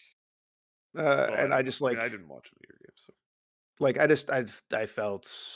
I felt ill prepared despite how many games I played practicing for LVO. Hmm. Um, I think Shield are just like not in a great place because the stuff that is strong right now clowns on all of our def tech. Definitely Thor And Well, 2 does just at Thor. least. I think. Like, I Yeah. think Shield. we have problems with Thanos as well, but yeah. And since when? You used to dunk on Thanos' left and right. It was because Since people then, used to be bad at playing Thanos. No, it's because you had to cut the good anti-Thanos deck because Thor is such a piece of shit. Mm, Like if you could just play Helios again, your Thanos problems would be solved. yeah, probably. Like I think it's just yeah, I mean, so I'm glad you brought up our testing into Asgard because that's something I wanted to talk about. Where like we spent a long time on that one specific matchup, and often that's a good thing. I mean, like Thor and Asgard is the strongest thing in the game, and so you Yeah. want to have a plan for that. And this is like unfortunate problem for Shield, where I think they have like one of the worst matchups into Thor of like any faction that I would consider good. I think Shield gets clowned on by Asgard the most. Which makes it particularly rough, and we knew Asgard was going to be popular. So like some of those games definitely needed to happen. You can't just like not practice into it at all. But there is some impossible determined point where you've gone too far, right? And you need to just get And games I into think we were normal like stuff 10 as well. games past that. Oh yeah, but like Yeah. I've been thinking, was there a point we could have identified? All right, fuck this. Let's stop and work on something else, or is that only possible with hindsight? I think we hit that point, and the only correct answer was to not play Shield, and we knew that was a non-starter. Sure, that's fair. Right, and like so we just kept ramming our head into it. We just kept resetting back to where we were, hoping we would have a different answer. And like you could get Shield to places where like we'd live with 1 or 2 hit points. And like, we'd play a bunch of def tech, live with 1 or 2 hit points into Thor, and our out is to kill Thor. Right? Get Thor off the table before he activates again. But we can't because we have 2 hit points. Yep. We can't even attack him because we'll die. Yeah. Coolly designed character. It's like dude's fucked. Yeah, and he's character fucked, just and he needs to fucks be- you in particular. he needs to just like be put 6 feet under. Like like I would rather they bring CGR back. Yeah, Like, I bet you the would. problem is so Yeah. much worse than CGR ever was. I don't. So I agree with you if I put on Shield goggles, right? Like of all the big scary kaiju, Shield was well equipped to deal with most of them. Yes. Right. Like that's why I think like Finally the printed Thanos one thing I is can't fight. overstated. Because like Eye in the Sky dunks on Thanos, right? Like Eye in the Sky is a great tool to have in the Thanos matchup. And a lot of your tools work really well there. It was the same thing with Malekith. It was the same thing with CGR, right? If they had the big expensive model that just kills one thing dead, Shield is one of the best factions at dealing with that. And then Thor 2 in particular just fucks you, right? Like he's just like, if I wanted to design a high threat model to beat Shield, it would be hard to do better than what Thor 2 does. I think if you wanted to design a high threat model to beat fill in the blank, you would design Thor 2. Like maybe. I don't know. No, they I don't have know. never made a mistake this big. Ooh, I wouldn't go that far. I think Release I Malekith was worse. no, Yeah, I I think kinda this model is worse than Release Malekith. Did you Nah. try when you were prepping for Thor 2 to put Thor 2 in your list? So I didn't. The things I didn't get to were playing Thor 2, Yeah. right? Which I just kind of assumed that when one has brothers and Odin's versus I and Sacrifice, that mine loses. Uh-huh. I also didn't get around to trying Maw. Maw was on my list to try Mhm. because like Maw can ignore a bunch of the hits and he can like walk them away if he hits his wilds. Yeah. Um, 'Cause I was I kinda settled. thinking Yeah. I don't know. I was kinda thinking, like, this is only at 19, so I'm not sure if this is helpful really, but, like, kinda think the only, like, shield list that I can think of that makes sense to me that it might be good into Asgard is, with invaders, you play Clocks, Fury Jr., Spectacular Spider-Man, and Thor 2. But I don't know if that's good enough to I do mean, it. the But that's what real I would try. problem is because uh, Because Vince is Shield needs Gamma is the yeah. problem. So they So can like force you us to have to 15 be if I have prepared to Rile. tangle at 15. Yeah, I don't know what you would play at 15. I mean, I mean, The answer is you lose. I would legitimately try Clock Spectacular Thor 2, but that probably does not win. Yeah. Um, Uh, but it's a you nice we throw. The closest we got was we played Clocks, Zemo, She-Hulk, which Yeah, I like know there's like, yeah. Oh, sorry, go ahead.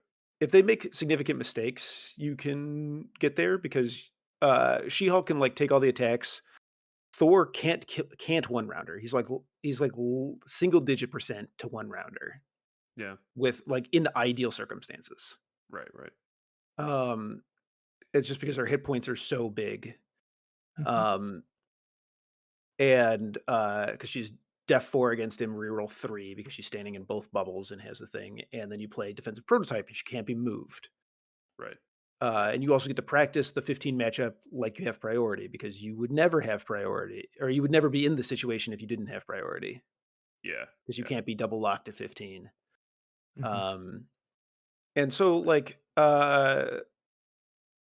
the real problem is also just the problem with She-Hulk in general is that like when she gets spiked, she just takes all the damage.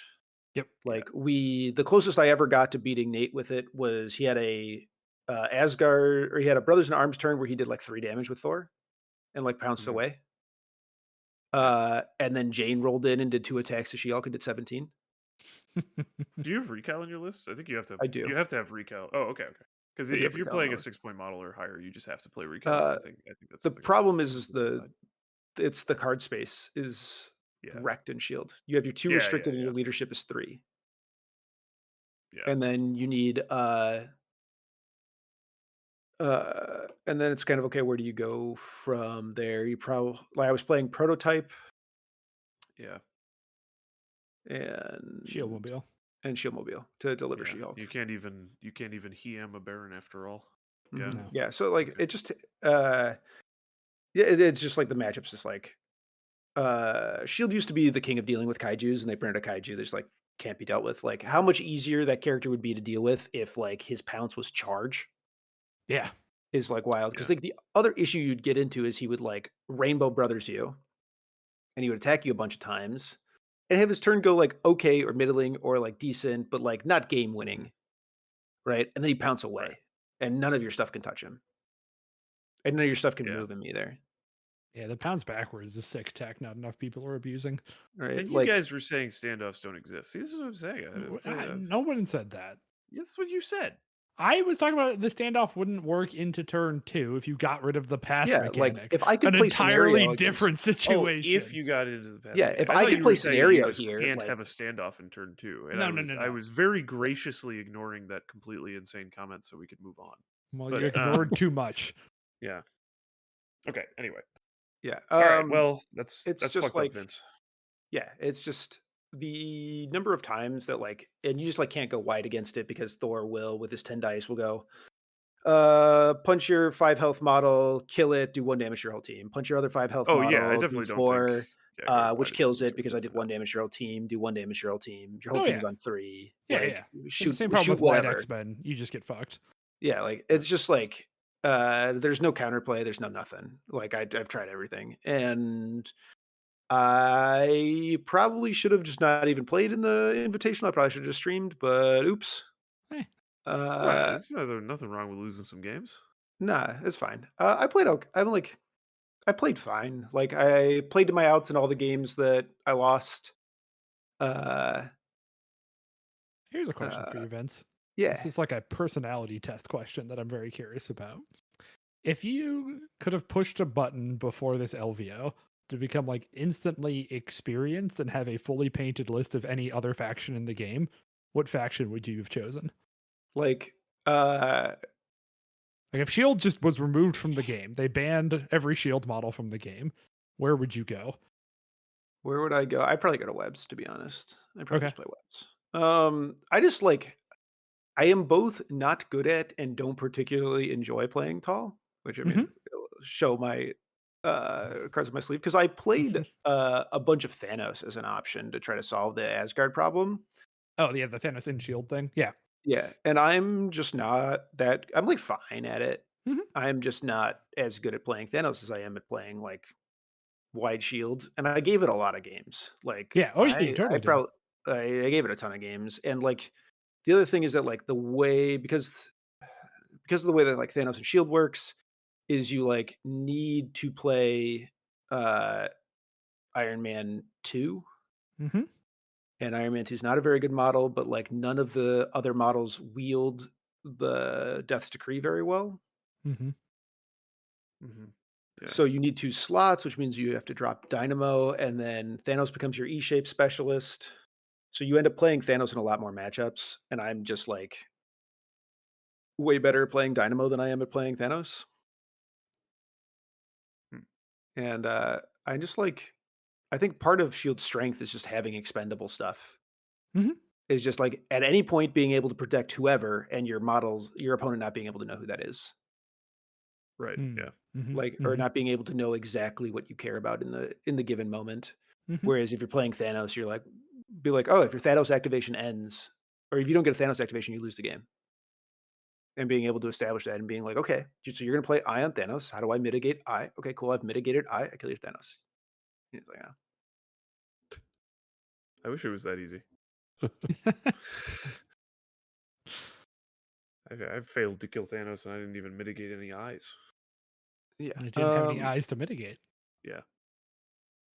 Yeah, I don't know. I had an okay time. I had a really fun time streaming. I really struggled with stuff. I was in a bit of a funk uh, at the end of the event because I was like, man, there's not even anything cool for me to do my Vince was wrong videos about.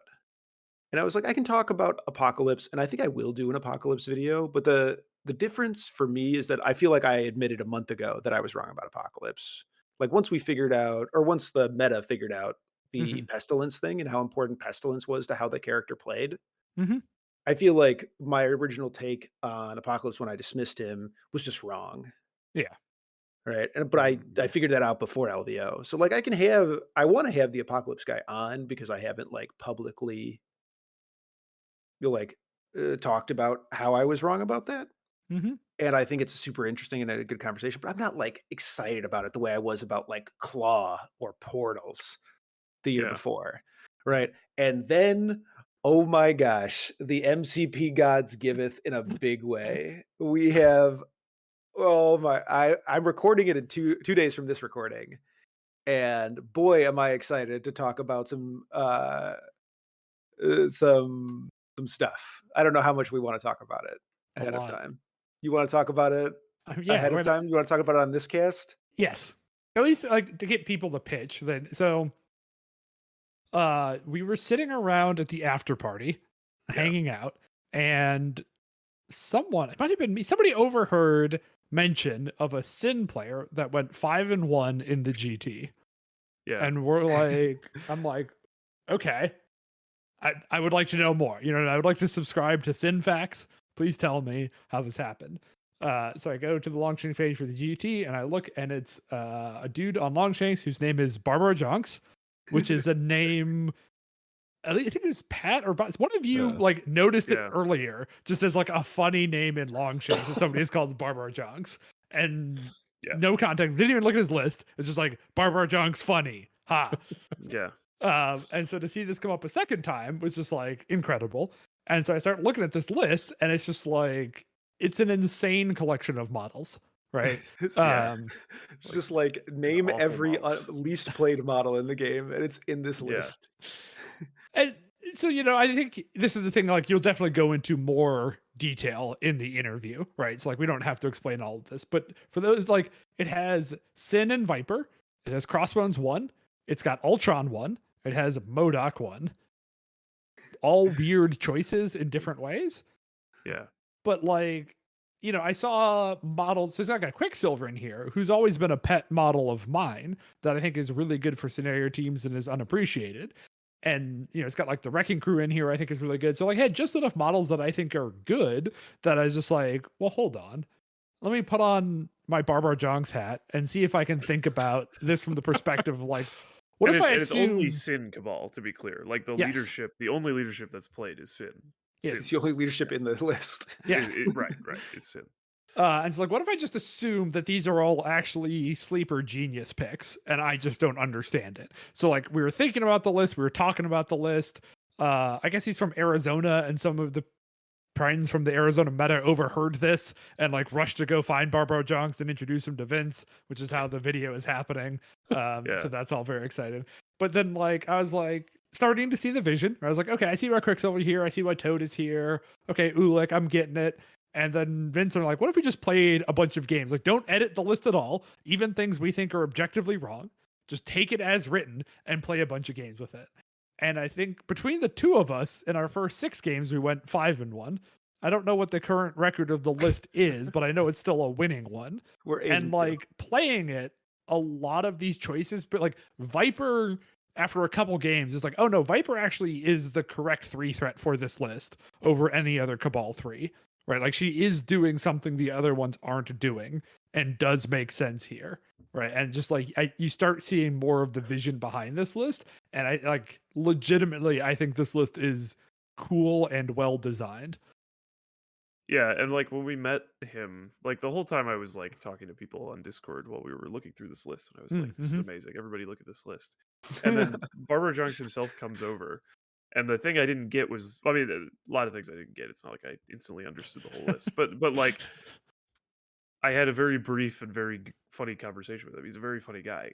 I Yeah. was like, "Hey man, nice to meet you. I love your list. Why is Viper here? Like what's like that's the thing that's standing out right now. Like I don't understand why anyone would ever play this model." And then I asked him, I was like, "Is this a joke? Like do you put Viper in as a joke because you don't need a 10th model?" And he's like, "Oh no, she's not a joke. I play her all the time." And I was like, "Okay, why?" And he like really deadpanned. He was like, "She's my Thor 2 counter." And I was like, "Oh, this is incredible news." Like literally in my head, the worst model in the game is this guy's counter for the best model in the game. So he's a really funny guy. It's I'm the looking forward to the metagame interview. dream. It's the Well, Yeah, the metagame it is other the dream. best metagame part dream, about that yeah. too is that he said it's my Thor 2 counter and then refused to elaborate. Yeah, that and didn't left. explain. He didn't explain anything else, but he like walked away. It's like, oh, just Yeah, not on this so level, unfortunately. look forward to that coming out soon. Yeah.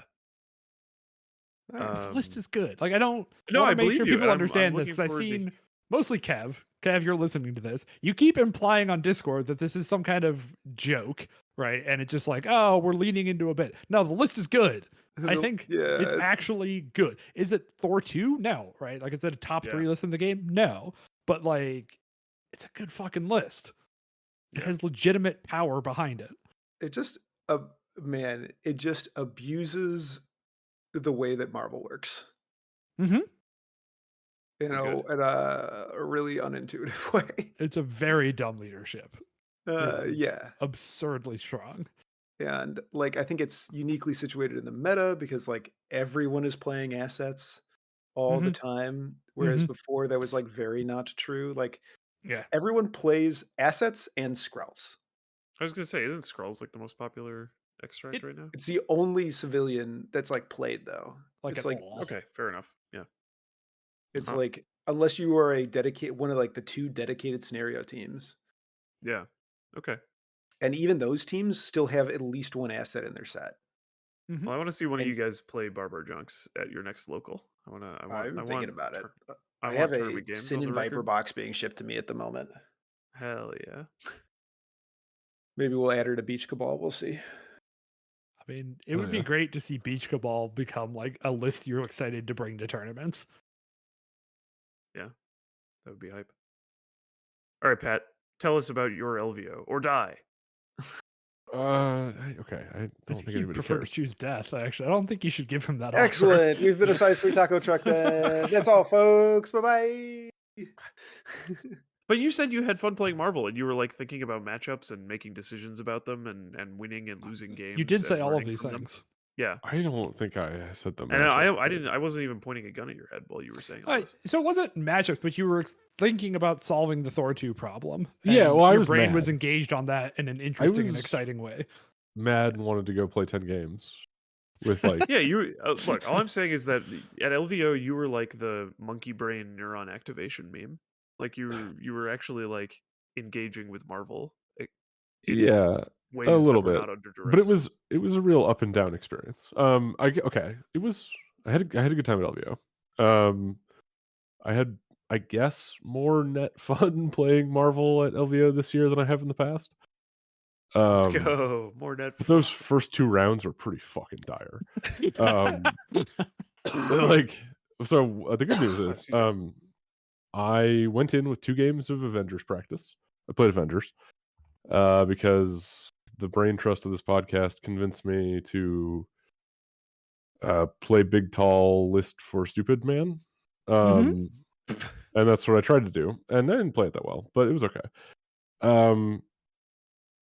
But I kept the tradition going of losing round 1 of the LCQ, Hell yeah. just to be clear. To Asgard, playing Thor 1. Let's go. He played all day with Thor 1 and went undefeated, so I don't know. He was doing something right. But I was not happy with how I was not happy with losing that game. I don't entirely know where it went wrong. I did learn that the odds of failing 2 back-to-back intrusions flips is much higher than I thought it was. So that was a good learning, because I am still sort of new to this intrusions mess. I'm not sure that's part of the Avengers thing I'm liking, but hey, we'll see. Round 2, I won, but it was not a game that made me happy to play Marvel. And I was like, I was getting ready to be a salt monster in round 3, but there are also only like 35 people in the LCQ, so I was like, I guess I have to play this out, because the funniest possible outcome would be to qualify and then drop. And spoilers, I was talked out of doing that. But Spoilers. yeah. Round 3 was the game that restored my faith in Marvel, that I had a great time with. I got to play a guy who I played last year, John Gray from Seattle, I think. He played Midnight Suns last year, and he was back with Midnight Suns this year. And it was like the most Guild Ball game of Marvel I've played. Of like, it was very clear who had to go do the thing, and it like changed a few times during the game. And like, you know, I had a turn where I battle planned and avenged and assembled like my Hulk and Steve from one side of the Infinities to the other. Oh, that's sick. He refused flank. Yeah, and then he had to come chase me, and it was it was a good time. And my one practice game with bots was actually very helpful in that game. So Let's go. Holy shit.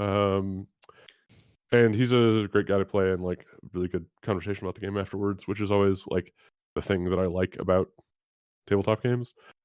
But that it doesn't happen nearly as often as I don't know. It doesn't seem like it happens as often as it did in Guild Ball. Just random observation. Let's see. And then I kept playing, and I don't know, qualified with some stupid games. Looks like you've tabled an Inhumans player. Well, that was okay. I maintain that the list that guy played is cool and good, but everyone I tell about the list he played goes like, "That sounds bad," and you know they might be right. All right, let's try that now. Okay, so Yeah, I don't this think was I good remember this. practice, and foreshadowing for the next day, because like I'm part of the reason I'm playing the stupid Avengers list is to have Steve, Hulk, and Cable at 15, and like sort of have a plan in the Asgard, but it's not a good plan. Spoilers. So I get an Inhumans player with iHulk, and he has, I think it's his gamma and my hammers, whatever. We end up at 15 with gamma hammers, and he plays iHulk Black Bolt Lockjaw and has That priority. seems bad. Well, yeah, I know that's what everyone said. I liked it more after he told me about the opening, but it Yeah, still is well, not. like when iHulk goes and just takes 2 hammers, it seems good because then he gets lockjawed back to the middle thing, and like it was challenging to approach. I don't know. I did have the experience in this game though, where like So he I picks up got a hammer, he gets given a power, he picks up no, a hammer. he gets given a power. He one below alls, picks up a hammer, and does some other shit. And But then you can the walk critical to thing the is the other one hammer. below all before you pick up the hammer. Yeah. Oh Yeah, yeah, because of the otherwise it costs more. Yeah, anti-skirt so you tax. Yeah. one below all, pick up the hammer, walk, pick up the side hammer, And go. then Lockjaw They don't teleports him manage to do back. 15 to iHulk, and then you Yeah. teleport iHulk back with Lockjaw. Yep. Yeah, Yeah. basically. And And then like you, it also has the turtle. subtext of like you can do that without deploying weird, so you can do it to either Mhm. one. Mhm. And like I have cable on one side hammer and Hulk on the other, and it's like I don't really want to safe grab with Hulk in that situation, but I will if I have to. Mhm. And he ended up making me, which was kind of a pain in the ass. And I couldn't even like really go and put shots into the iHulk with cable because of the teleport. So it was kind of rough. But it was good practice for the next day, where I had to play Gamma Hammers first round of the Invitational against an Avengers player with an almost identical list, except he had Thor 2. And Longshanks does not say that this is a Gamma Hammers game. is it not? It's Skrulls and Oh, Trojans. you're right. Sorry, it's not Gamma Hammers. It felt like Gamma Hammers. But it was 20. I'm pretty sure it was 20 points. 20, yeah. Yeah, because it was. We both played the Steve Cable Hulk, or well, Steve Cable 6-point core, him with Thor 2 and me with Hulk, and then he had Stabby Panther, 5 King threat, Panther. yeah, dangerous one, and I had a Namor. Seems way better for you. Maybe. So the fun part of this game was this is the first time I've ever had this happen. Having a model get dazed first activation of the game. Yeah, that is yeah. crazy. I love And this you know, story. we both had to collaborate a little here. But so he like walks with cable and picks up the center scroll on his side. And I'm like, okay. I mean, that's not how I would have let off, but sure, go for it. And then, fails the scroll roll, and I push him a little too far towards me, I guess, thinking like, oh, he's going to back up. And then he just shoots Steve 1 and dazes him. And I was just like, oh. Hell yeah. Now I didn't have priority, but I guess I do now. You really were playing Marvel. I also don't have a leader. That's cool. Nobody can say you didn't play Marvel in that moment. Yeah. So now I learned that, when I do that, I need to measure range 5 it's a to my pretty sick leader. way to steal priority. Yeah. What do you? It's net victory. Could have backed up short instead. Just shot your leader. It really fucked up my positioning for sure too. Like, okay, I can see that, but yeah, because like he got his Steve bunker set up on turn 1. Yeah. On the center point. And I was like, your Steve's still deployed. I can't do anything about this. You really can't afford to move him until late in the turn. So he doesn't do it. God, but having Namor was kind of big, and I think I had better tactics for the matchup too. I don't know, Thor 2. I kind of forgot that he played Thor 2. Like it wasn't that scary. I don't know. I don't think Splash Thor 2 is all that scary. I've yet to see him in an affiliation that's not Asgard where he's terrifying. I think Odin's and Brothers are so important. I did some shit in a Midnight Suns mirror with Thor 2, but only played him once. So it's really just like, I mean, the thing that makes him so hard to counter is that he's like, he can't be killed. Or that he's so hard to kill. And like none of his points or none of his power allocation or strength allocation comes from being durable. It's just Odin's is fucked with him. Mhm. Well, it's just like Well, and yeah, Brothers, Rainbow, like the Yeah. toolbox is a pain. Yes. yeah, it's the combo. It's everything. Yeah. Totally. Either ban all of their cards or bury that model 6 feet under the ground. Ban all of their cards. They should do that. I That don't think seems they like should the do that. I balanced think that'd be option. lame, but But the fun thing about the LVO, well, this is a thing people talk about of like whether they do this for the people at home or the people at the convention. But the LVO Invitational has a bracket, so Mm. you know if you keep Yeah. winning who you're going to play. And by the end of round 1, I knew that even if I won, it probably didn't matter. But I was trying to because I was going to play against Eric round 2, who went on to win. So basically, I only lost to the guy who won. That's true. You So only that's lost what the you should be taking Invitational. away. Yep. Yeah. Yeah, let's go. It wasn't remotely close. We got to play Gamma Hammers at 15. And wow. um Interesting gameplay. well, so that was my choice. I opted into this nonsense. Which in hindsight maybe wasn't right, but I was scared of the thing he was going to play at 18.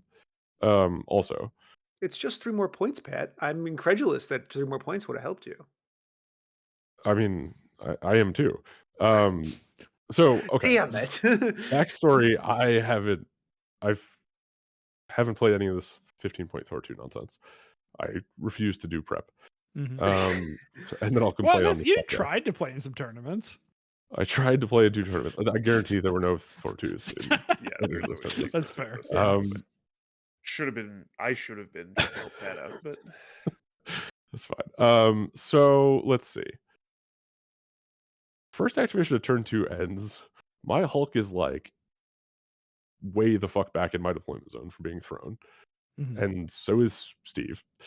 Because that's how, like, the first punch goes into Steve, and then he gets thrown, and then Hulk gets thrown back from Thor coming into Hulk. And it's like, oh, so I've spent the first turn moving, and that's all been undone. And now I have to play battle plan.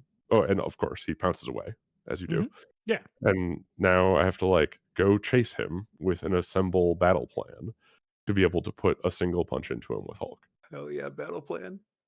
It's like, all right, well, and like, I was glad, like, in some ways I felt good that I figured that part out Mm-hmm. for doing it the first time, of just like, I knew how dire the him getting away thing was. Mm-hmm. I didn't position quite, I guess I didn't realize the degree to which his plan next turn was to back up more. So I didn't move as far forward with Steve as I should have during that first activation battle plan assemble. You didn't. Just a question here. Yeah. Did I cheat? That'd be exciting. Did you battle plan? Sorry, did you assemble, then battle plan, and then activate Hulk? No. Okay. Yeah, it's Steve activation.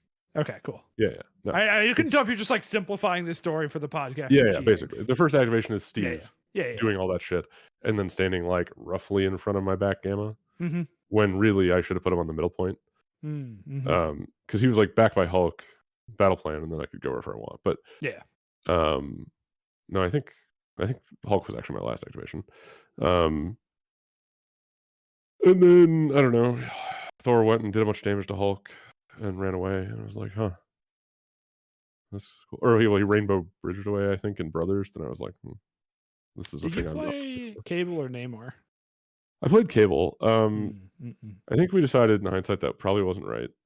Yeah, Namor is very nice into Asgard, I think. Yes, he's critical for that matchup to feel less dog shit for you.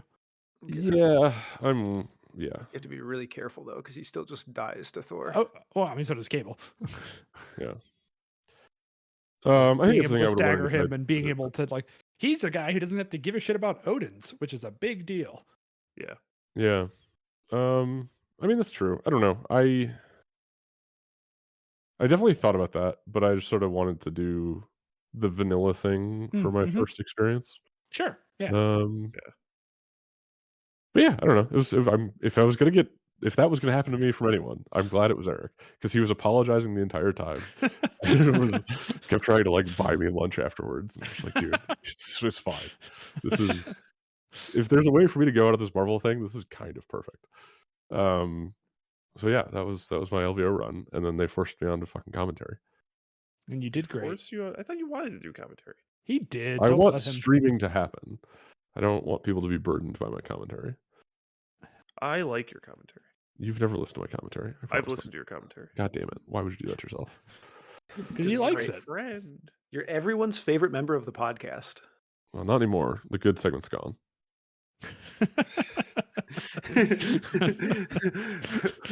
Pat, And I didn't prepare my tread segment. lightly. I can always bring it back.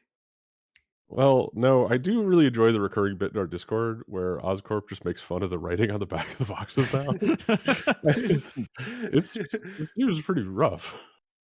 Well, so the things he's pulling out is the store description, which is not the Okay. back of the box. Oh, it's not the back of the box? They write different marketing copy for what they put on Facebook, what they Okay. put on the store page, and what's on the back of the box. They're all Oh, different.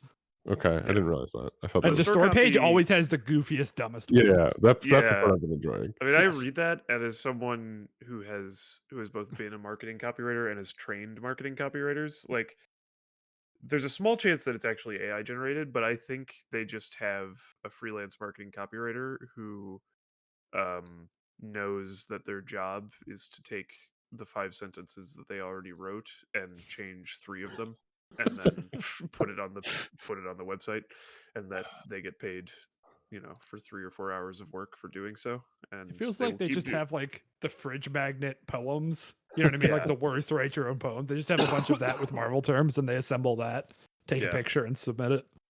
When I've trained copywriters, I've told them that you should only actually write something like out of thin air, like start a sentence without having copy pasted something, if there is literally no other option. Like, the way that you do that kind of work is you start with as many scraps of other things that are already written that will not sue you for copyright infringement.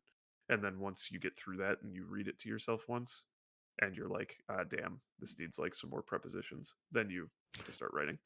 So that is what that person is doing, and God bless them. It's honest work. Yeah, they're working. Yeah. Okay, so that was LVO. We didn't win, but our Nope. friend did. Smiley face. There you go. Somebody who's been on this podcast did. Somebody who's been on this podcast did. More importantly, someone who is all over Vince's YouTube channel. If you want to see him in action, go to Vince's YouTube That's true. channel. Yeah. He did. Vince's side hustle is producing Eric fan cams. And Are there feet? Only one way to find out. only one way to find out. It's not going to be the You, Brady. thumbnail Brady, now. that's just for you. And so it's already been kind of long. Readers, answer me live right now. Should we keep going with the Gladiator and 2 out of the 4 Inhumans, or should we just call it a podcast? I mean, I have things to say, but we can also save them for later. But Yeah. I I think don't think either King Black Bolt or Gladiator are very good. I think they're at best okay. That's my hot take. I don't want to get drawn into this because we're already at 2.5 hours. But One One sentence, go. They're designed badly. Damn. But Wow, but this is strong. this is so negative. I was just gonna be like, I actually don't know what I think about Gladiator yet, and I haven't Gladiator played is either. specifically who I'm talking I'm about. playing him. Let's go. Gladiator's Yeah, mechanics, if they were He's my new adjusted, Hulk. are terrible for the game. Like, why? What? 'cause Why? he's a- What? I he's a love snowball things that character. Vince says is terrible for the okay. game. I'm a Gladiator player. I thought we all agreed that like snowball style game design was bad game design, where it's like if I start winning, I get to win harder is like bad game design. That's how Gladiator is designed. But isn't Gladiator a pretty soft version of that? Because Yeah. He like is, you don't. and I think that's why It's not like if you do 3 damage, you get 3 tokens. You just have to do 1 or more, and taking 1 or more removes 1, right? Like I feel Yes. like, Mhm. and like even from like scenario, like crisis damage, like Yes. gamma or whatever. Yeah. So I feel like I think I he's feel like succeed- he's in I practice. just- Oh, sorry, go ahead. I think it's just like that they nailed the balance, or that he's like balanced under other 6 threats. Whereas if he was the strongest thing, this design is like toxic. I mean, I guess it just seems to me that like even mechanically, even before we get to the part where we learn what happens when he has X number of tokens, it kind of seems like he's just basically always going to be floating between 0 and 3 tokens and probably Mhm. going to spend most of the game on 2 tokens. And like, that Yeah, seems okay to me. Like, if he was like always on 5 tokens, or it was really, really hard to remove a token, obviously that's dumb as hell. But yeah. My complaint is only about the design, not about okay. like how strong the character came out. I think we're saved by the fact that the character came out weak, the same way that I think we're saved by Dormammu being kind of weak. Whereas if Dormammu was the best thing in the game, I think the game kind of falls apart because then you just like abandon the faction system and you play Dormammu. Yeah. No, I get that. I mean, like, I do think it's whack when the factionless things are extremely, extremely strong. Or the Right. I don't know, I don't know what to call that thing. It's not really factionless, but Dormammu, Hellfire Club, whatever. I don't Um, know. It's 7 o'clock. I want to have dinner. he's a Uh, hungry boy. All I'm a right, hungry well, Boo. boy. this will give me a chance to try King Black Bolt in Midnight Yeah. Suns, and then come back and telling you guys that he's the greatest. So, Right. And to uh, tell us Well, all about how he's actually Korean barbecue or whatever. yes, All very right. much. I think with that, You we've been are a hungry. size 3 taco truck.